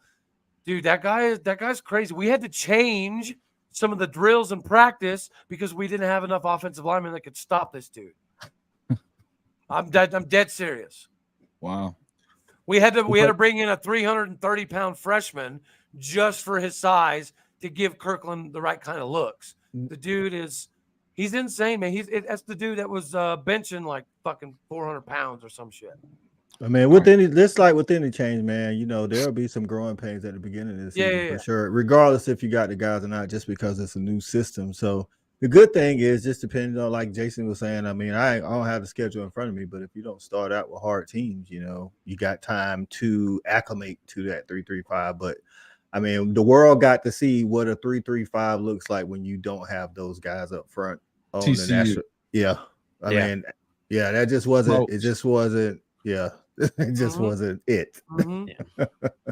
Yeah. But if you got the guys, I mean, back from 2010 to 2014, South Carolina ran a 3-3-5, and their defense. We were talking about that the other night in here. He said, "Man, I don't know why everybody wants to run it without the person." You got to have the guys, and not for nothing. Even if you got the D lineman, you got to have the 5 guys back on the back end that can really cover. You know what I'm saying? So, well, guys, I gotta go pick up my son from a football dinner. But Jason, just for you, I you see the hat? Oh. What the hell was that? I'm about to have me another one. I saw one of the comments. I do think that now you know he's lying. If there's a year that Gundy can get over the poke choke, which is real, right? We've all seen it. It happens all the time. But the fact that there's so many storylines to this season with OU and Texas getting out, and even this stuff now with Brett Yormark and all the teams coming in and kind of trying to be pretty cohesive, dude, you've got 13 teams that don't like OU and Texas. And they're all constructed everything together. Always been that way. Yeah, no, but it's never been together like this, and it's never been as hostile with Trace Ford and Kelly Maxwell and Lexi Keys. There's so many storylines to this one. I think it's going to bring more to the event. I think Bedlam's going to be 3 touchdowns, teams, bro. 3 touchdowns. Two teams that are either 8-0 or 7-1, and it's going to be wild. Saturday, Cody. Saturday night snap count. Saturday night snap count. Don't forget for that. Yeah, we'll be there for sure. Cody, thanks for coming on. We appreciate it. JJ, JJ, you keep up the oratory mastery, sir. Coach I, it's a pleasure. I appreciate it. All right, Jason. I'm gonna go steal some food and pick up the boy later, y'all. Later, all right, man. Later. Okie like Cody. Gonna miss that rivalry, man. That's kind of stuff, man. That's college football, baby. Thing in the world well, see, that's why some people, aren't liking the realignment stuff because of the passion of Cody and that fan base, regardless of the win count. it just makes for good football. You know what I'm saying? Yeah. So Andrew, you're right. I get it. You know, I like the realignment, but I understand, you know, people not wanting to see some of those games like that go away. You know what I'm saying? So yeah, I definitely will be at Bedlam. I Ooh, can't wait for God, that one. 49 That'll to be the 10. last one for a long time. Look, look. I know that he's good at making people believe him. Right? It ain't going down, bro. They're gonna get smoked. They're not gonna hit the over. They're not gonna do it. So it is what it is. I love him anyway. He's my boy. But yeah, we've been talking about doing some different stuff together. But it's fun. It's fun. Anyway, last couple of things. Let's talk about. Well, we didn't really get into it, but what would be if there was a team out of these? Well, you only really have 2 ranked teams playing in week 0. SC, Notre Dame. Which is most likely to lose, you guys? Which, I mean, I don't think it's SC. I think you would have to say Notre Dame because of the service academy thing. For me, it's a hard thing to prepare for when you don't see it very often, right? Yeah, and something the stat guy put me on is like, I don't know what year their quarterback is, but if he's a senior, the service academies that run that triple option, anytime they have a senior quarterback that's been running it for 3-4 years, they always give people trouble. You know what I'm saying? And it's like, you don't want to start out with the triple option. You know, not defending it. You know what I mean? Like defend it mid-season, end of the season, but first game, bro, that's rough. You know, the chop block, cut block, whatever they calling it, that's crazy. Yeah. I mean, like you say, if I had to pick one, I don't think Notre Dame's going to lose, but if I had to pick one, more likely them, I think USC would be done by first quarter. They should be. I think that if you're an OU fan and you want to be right about what we've been talking about with that defense, you just want to see San Jose State put up 35. If they do that, then you're right on track for what you've been talking about already, right? Although San Jose State is putrid, so it should not. I mean, it shouldn't even happen. But it would be a great surprise. Would be a great surprise. Coach will lose his shit if Notre Dame. Oh yeah, he will. He's over there. He's over there too. He's over there. Yeah, he's on his way there now. They're about 4 hours away. He's about a longer flight home. Yeah, I mean, it's a once in a lifetime trip. Go ask Nebraska about that when they lost Northwestern. Yeah, I mean, when they gave the game to Northwestern, they did indeed. You score a touchdown to go up, like 14, and then you swim kick it. I was surprised they didn't leave Frost there. It was a frosty ride home after that game. Oh man! But I tell you what, I do think that as far as I think they win. You know what? Notre Dame is actually one of the teams that I think. I think you can't always say this. They can beat every team on the schedule this year. They can. They can beat SC. They get them at home. They could beat Ohio State. They gave Ohio State all they could handle without a quarterback last year. Sam Hartman was the leading quarterback in the league last year in the ACC. I think that, and they didn't have a guy that could throw. And they still have a great running back room. And the one thing about when you start talking about Marcus, he's a defensive coach. In the games that they won last year, it was because their defense shut everybody. My question really around Notre Dame. Obviously, I could see Utah and Florida being a good game too. I'd like to see what that game looks like, obviously. But I'll tell you what, man, Notre Dame, I was very underwhelmed with the offensive coordinator hire. Obviously, it was a promotion with Gerard Parker. It was a terrible idea, right? Dude, he got fired from West Virginia. Has not been known for elite offenses. I mean, he loves to run. Look, he runs the pro style West Coast offense. They're not. I mean, I don't know, man. We'll see what it looks like. Sam Hartman. I mean, my biggest thing is that yes, he's a very good quarterback. But guess what? When you're in a pro-style offense, you got to have your reads down. You got to reads. Your reads got to be there. You got to make sure exactly with your timing routes. It's the West Coast offense. I'm not saying he's not a good quarterback. All I'm saying is Wake Forest has a special gimmicky offense. Yeah, and I'm not sold that he can go right into a West Coast pro-style offense and be as productive as he was in the ACC. So now, if he can, then Jason's right. They got a better quarterback now. But they got to be able to have some big plays, man. Their offense was like, I mean, you could fall asleep watching that offense last year. So it's like, And if you're gonna beat Ohio State in mid-season, as long as the weather's nice anyway, They beat Ohio State. You better win. You better score some points, or hope it rained profusely like it did when they played Northwestern. Dude, I can tell you this at home. I mean, I'm saying there's an opportunity to do it now. Yeah. Here's the thing: we don't know anything about this quarterback there. No, we don't. But listen, I mean, you suspect that they're going to be fine, right? Yeah, but I get what we can agree on. We might know that Ryan Day hasn't gotten it done, and maybe he's like Lincoln Riley, but both of those guys can produce quarterbacks. You know what I'm saying? So if we have to trust one situation over another, I'm pretty sure we trust Kyle McCord or Devin Brown to perform, because it's not really them, it's the offensive scheme. You know what I'm saying? So y'all already said that, this guy at Notre Dame wasn't a great hire, because of his offensive, prowess or whatever. So that doesn't bode well for Sam Hartman.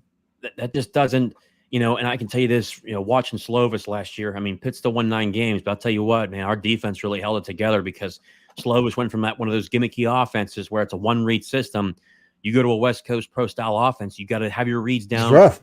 It's a very tough transition. Okay. And I mean, heck, don't get me wrong. I watched, I think Hartman's a good quarterback, but every time Pitt's faced them, I mean, he threw 4 picks against Pitt in the ACC championship game. I just think that there's a lot to be desired for. And Coach, I think you're right. I mean, he was from a very specific offense at Wake Forest because they lacked talent in a lot of areas.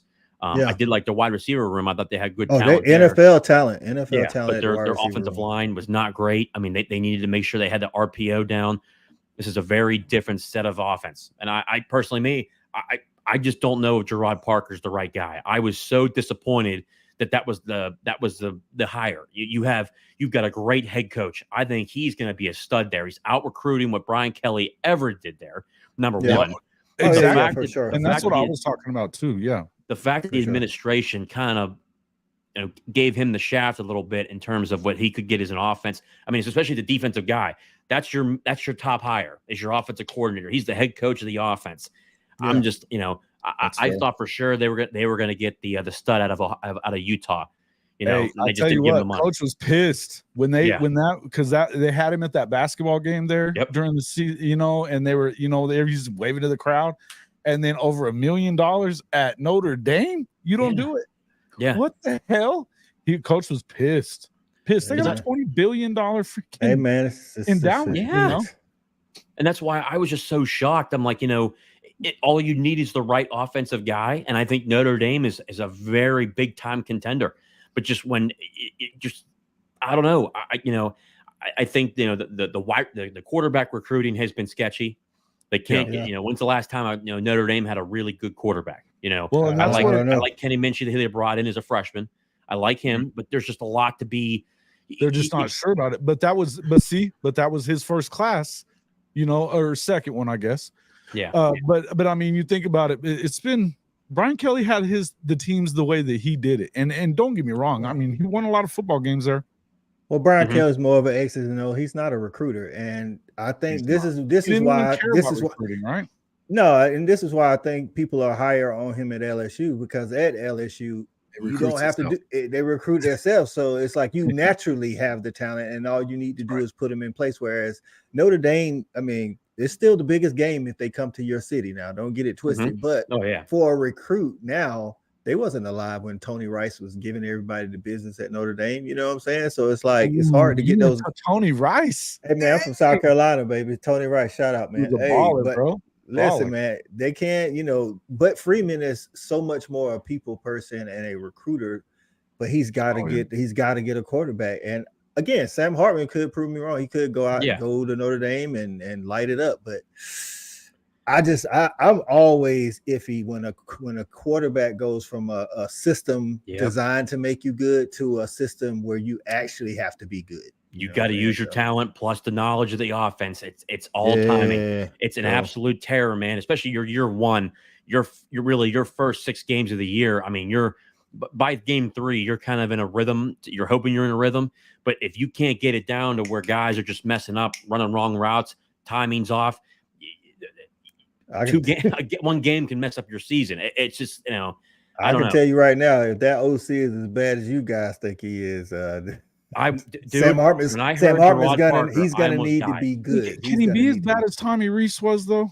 Dude, Tommy Reese was. I think he was a lot better than what Gerard Parker is, brother. I mean, so? oh, dude. I mean, That offense you is know, hard to fired. watch. I mean, go look up the numbers from what Gerard Parker ran. The offense was hard to watch last year, JJ. Oh, don't get me wrong, bro. It was so bad. They couldn't throw the ball from here.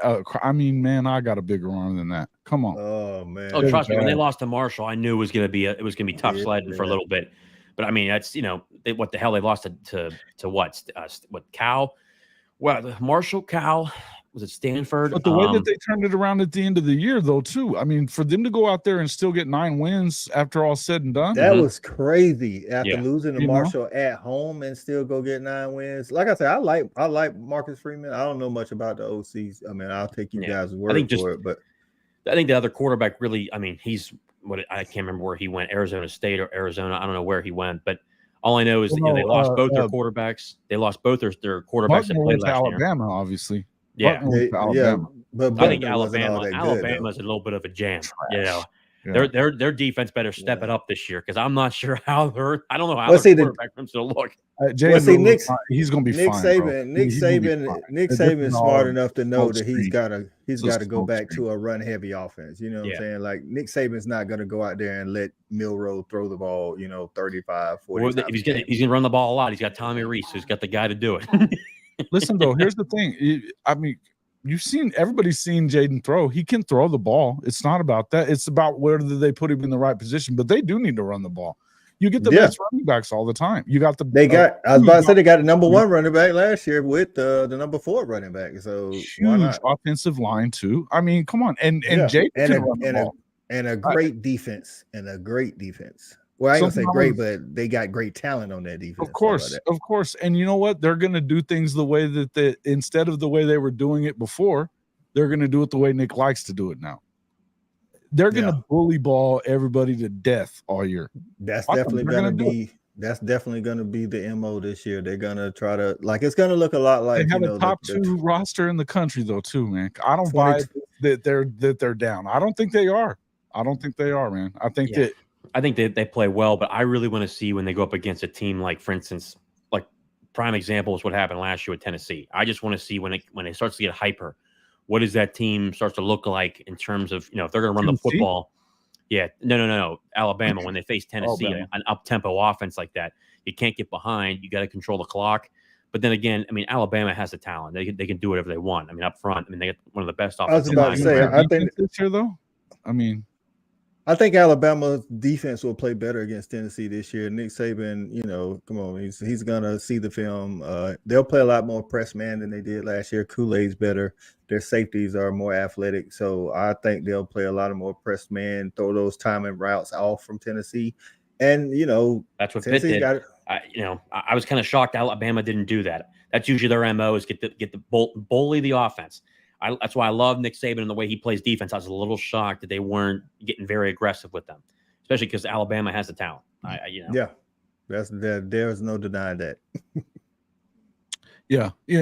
I mean, I think it's kind of a fool's errand to think too low of Alabama. I don't care.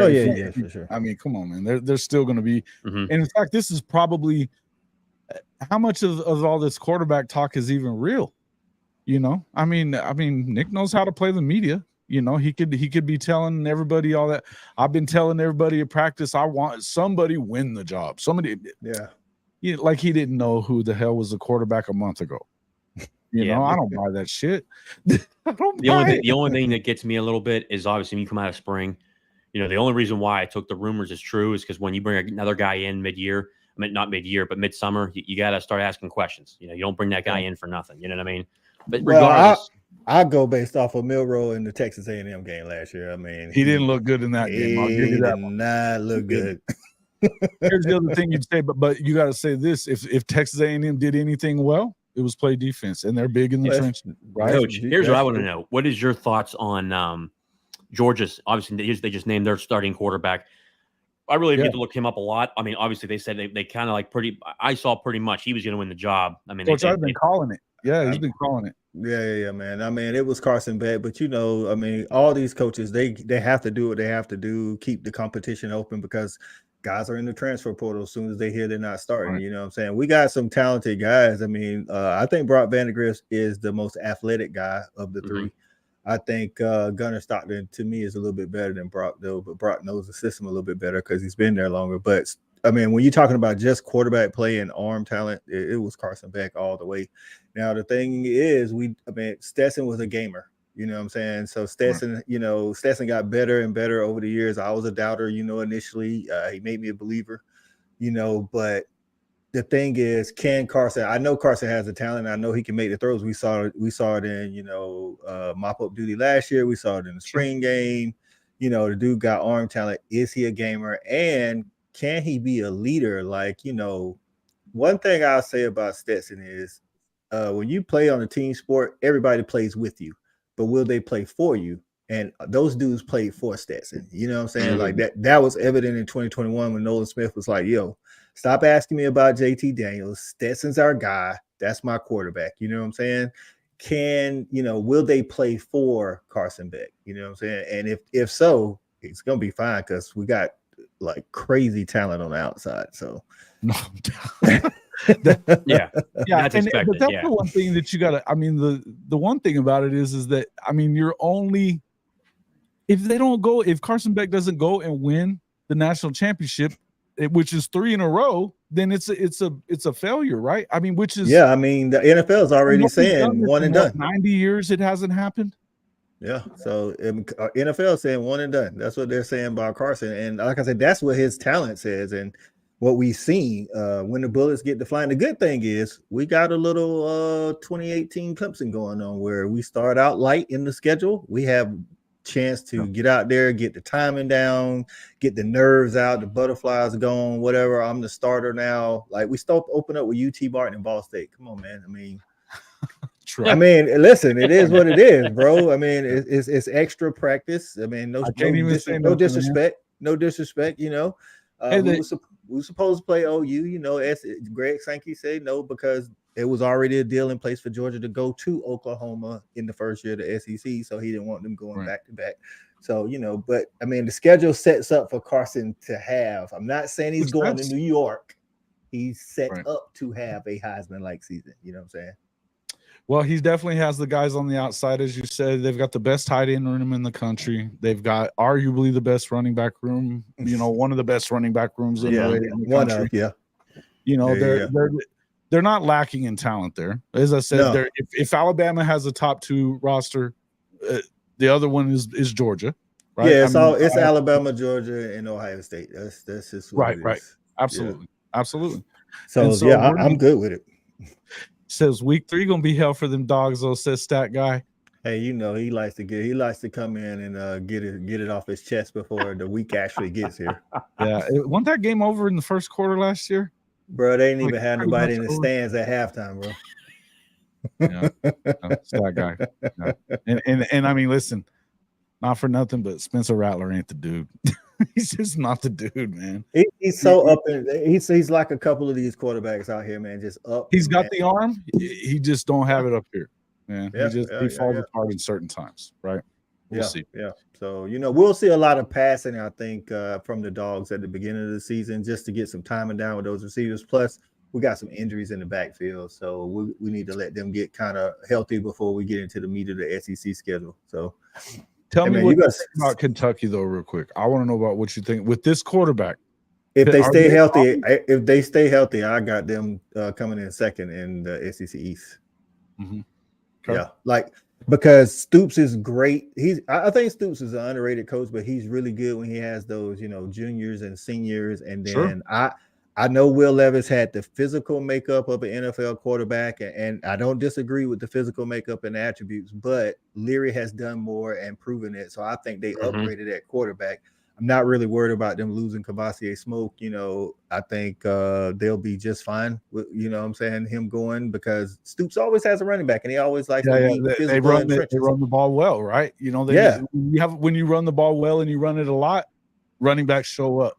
Exactly. And then, I think they got like 5 or 6 starters returning on defense. They'll be solid. Like I say, can can they stay healthy? If they stay healthy, I got them picked to finish second in the East. Now, whether that looks like 9-3, 10-2, I don't know, but those are the type of things that Stoops does every 3 to 4 years. So, listen, I mean, yeah, when was the last time they had won 10 games before Mark Stoops got there? I mean, it was 60 years before that or some crap like that. You know, back in the day. Wow. And that's what I'm saying. And he's won the last 2. He didn't beat Florida for Kentucky didn't beat Florida for like 30 years, and then they've won 3 out of the last 5 and both of the last 2, back to back. So it's like now, once you do that, kids start believing that's where they're supposed to be. Like, those freshmen and sophomores, they don't like, I wasn't on the team when we was losing to Florida. All I know is I'm 2-0 against Florida. They have their guy, and I think he's earned a lifetime contract there. I think he's the type of guy that can be successful at Kentucky and be successful year after year. So I think they got a good guy there. Expects you to win the whole thing anyway. If you're at Kentucky, I mean, it's not the basketball coach. You know what I mean? It's different. I think there's a couple of games that will define their season. The Tennessee game, because they haven't beat Tennessee in a while, and then the South Carolina game, because they kind of handled South Carolina, but then last year South Carolina handled them. So, I mean, those are the teams that are in that 2, 3, 4 spot, along with Florida and the Florida game. So those 3 games, Tennessee, South Carolina, and Florida, I think are going to define Kentucky's season. I love it. Folks, if you haven't already hit the like button, please do that. Also, make sure you get in there, check out our official podcast merch site. We have our SUC wear for all you fans of Lincoln Riley and those Southern Cal Trojans. Make sure you get in there and check out that SUC wear. You can become a member of the Hall of Fame Mafia. Channel membership starts at just $2.99. That's less than half of the price of one of your Starbucks coffees. Make sure you jump in there and do that. Get in our Discord. We have a lot of fun in there. I got to get you guys on our Discord, man. You guys got to come in and check it out. But hey, guys, check that all out. And if you haven't already bought your license gear for your favorite team, you better get over to our official partner store with Fanatics. It's hofmedia.us/Fanatics. Get up to 65% off everything in the store just by using our link. Not going to get a better deal from a Fanatics site than what you'll get through our link. So jump in there, do that. If you are, Coach I, are you a tailgate guy? You get the grill out and head to the stadium, or what's up? Man, listen, I love the tailgate. That's the best part of going to the game. You know what I'm saying? Hell yeah. But I cannot wait for the SEC for, man. I'm telling you, we're gonna do a documentary. We're gonna be on the road, and we are gonna be using Louisiana grills and their smokers, man. Hey, get in there. Use our link for that one too. You get $100 off right away just for every Black Label grill on there. They are unbelievable grills. I love this partnership, man. We just got ours recently. I hadn't had a chance to really use it much, man. I've been so busy, but we're going to soon. Excited about all that stuff. But hey, the easiest way to support this program, just hit the like button. Just hit the like button. Coach I, what else you got? Anything else? Let's see. Bold predictions. You didn't give me your boldest prediction. What's your bold prediction for the 2023 season? But JJ, you did your bold. I'll let you go because I know you short on time. Yeah, I got to hop off here. My bad, brother. Dude, I think just as a bold prediction, when I was looking at this, it was just trying to find something that will really pop up. I kind of had 2. So for the college football playoff, okay, popping one up. I have Clemson going back to the college football playoff. All right, that's one. I think Cade Klubnik does end up being that guy. I think Garrett Riley does put it together because his offense is just really explosive, and for where he's been, he puts it together. And then, not going to name any teams, but I'm going to say this in the top 25, the current top 25 preseason. Okay, I say at least 12 will not be ranked by the end of the year. Wow, 12. Ooh. Maybe next episode I'll talk about which 12 of those they are. Give us no names. Okay. All right. Well, we'll have to have you back on here Tuesday to talk about this. I may, whenever I get you guys on my show, or I may discuss in dead on a Wednesday. So we're still waiting on that, man. We've been ready to rock. We ready to rock and roll, baby. I know. And again, I appreciate you both. And for the fans that are in here too, my show has taken off because the two gentlemen beside me here have helped me instrumentally in getting my podcast going and my YouTube channel. Again, it's always a blast coming on here. Guys, you know, this is the best of the best. You have two of the brightest people when it comes to podcasts and just college football knowledge. Remember, just give it, you know, the channel, give it a like. Follow both of these guys, especially at Fanatic Sports Network, especially Coach I. Give him a follow. Obviously here, Hall of Fame College Football Podcast. Give a follow. These two are the best. That's why I come on this show. I certainly don't do every show because I can't stand some of these guys. I think they know stuff and they don't. It's just really annoying. It's really annoying. But these two guys right here are two legends. So make sure you give them a follow. They're the best of the best. Why the hell else would we have anybody but JJ when he comes in to talk so nice about me, man? Every time. Right? Love it. Appreciate it. JJ, you are the man, though. You come in and you kill it every time, man. You definitely are a great guest to have. And, yeah, I love being on your show as well. So as soon as you're ready, man, we're just I cannot wait to get you guys on. I'm pushing for next week. We're going to do something on a Wednesday. And, again, you the fans are the best. Make you sure fans you go are the best. There and sub to. That's right. Talking college football. Talking college football with JJ Kitchen, man. I'll see you on Saturday, JJ. Hell yeah, brother. JJ. Again, guys, thank you guys so much. Enjoy your night. And as always, hail to Pitt. Hail to Pitt. He's always going to end with hail to Pitt. You know it. I already know. Let him do it. Let him do it, man. I love it. Hey, look, he's been – I got to tell you, I first saw him on Kuz's show. And I was like, who the hell is this guy? It was like, who is it? Because Kuz is great too. Kuz is good. I told you, man. I'm just mad. Kuz is a West Virginia fan. I felt like his excellence on YouTube gets wasted on West Virginia.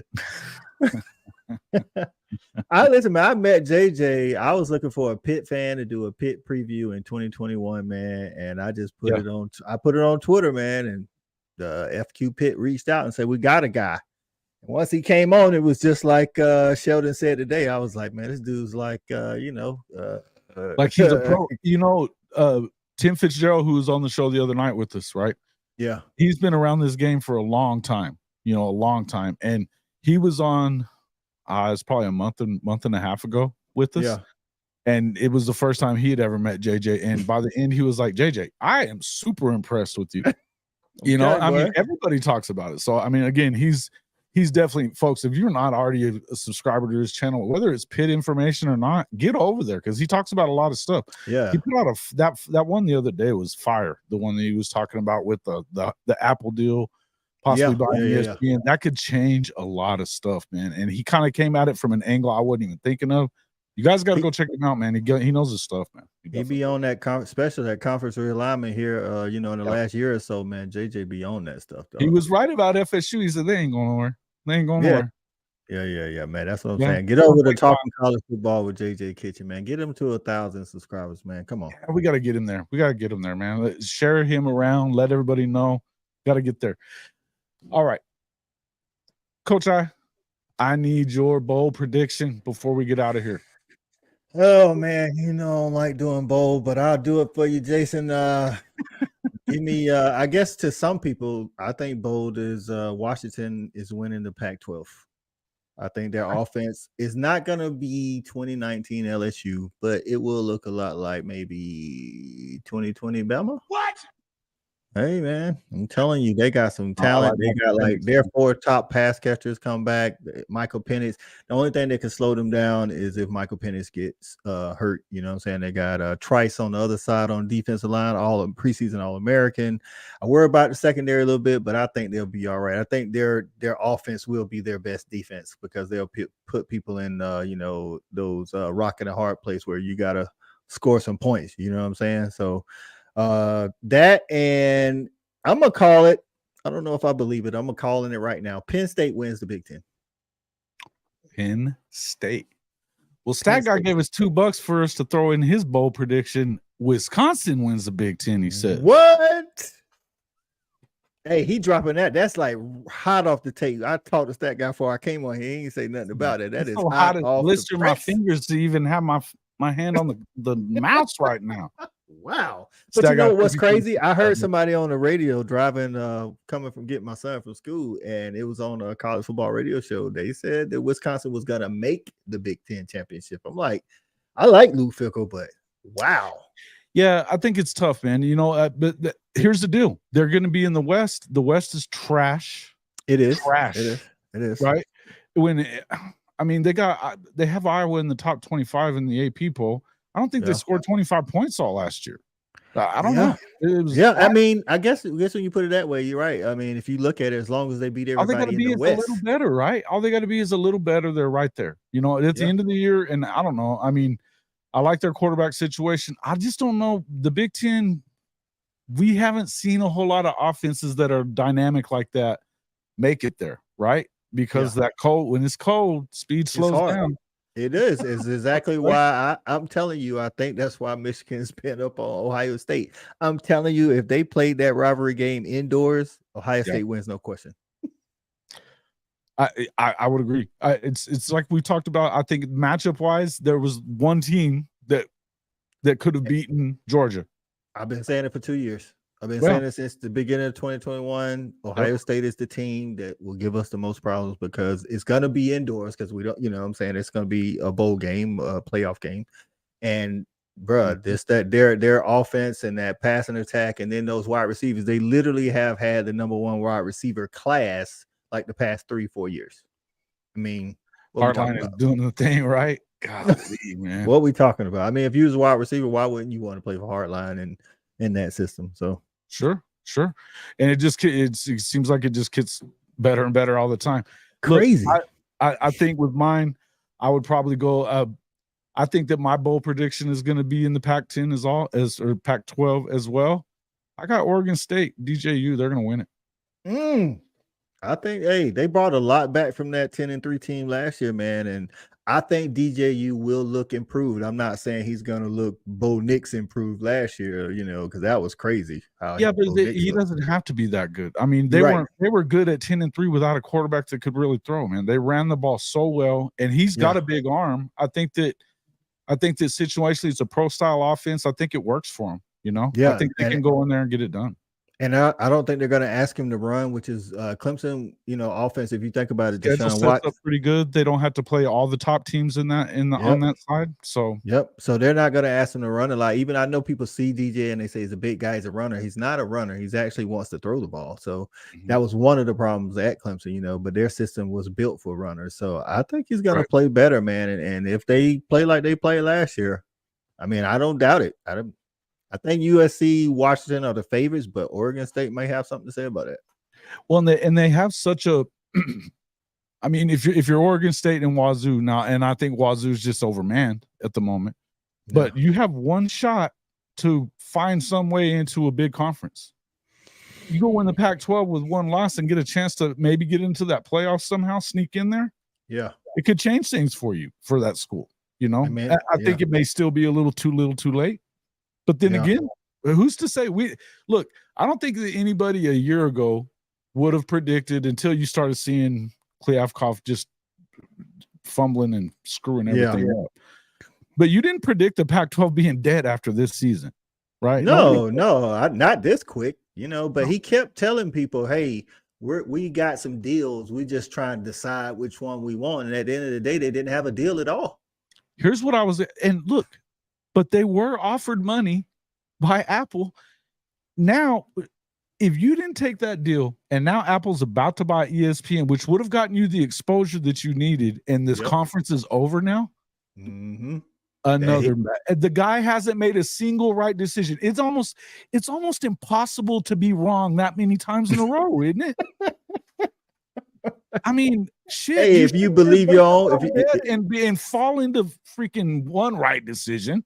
Listen, man, if you believe your own stuff, man, and you always wrong, you gonna follow that same train of thought, dog, and you gonna just keep being wrong, dog. So wild, dude. It's so wild, man.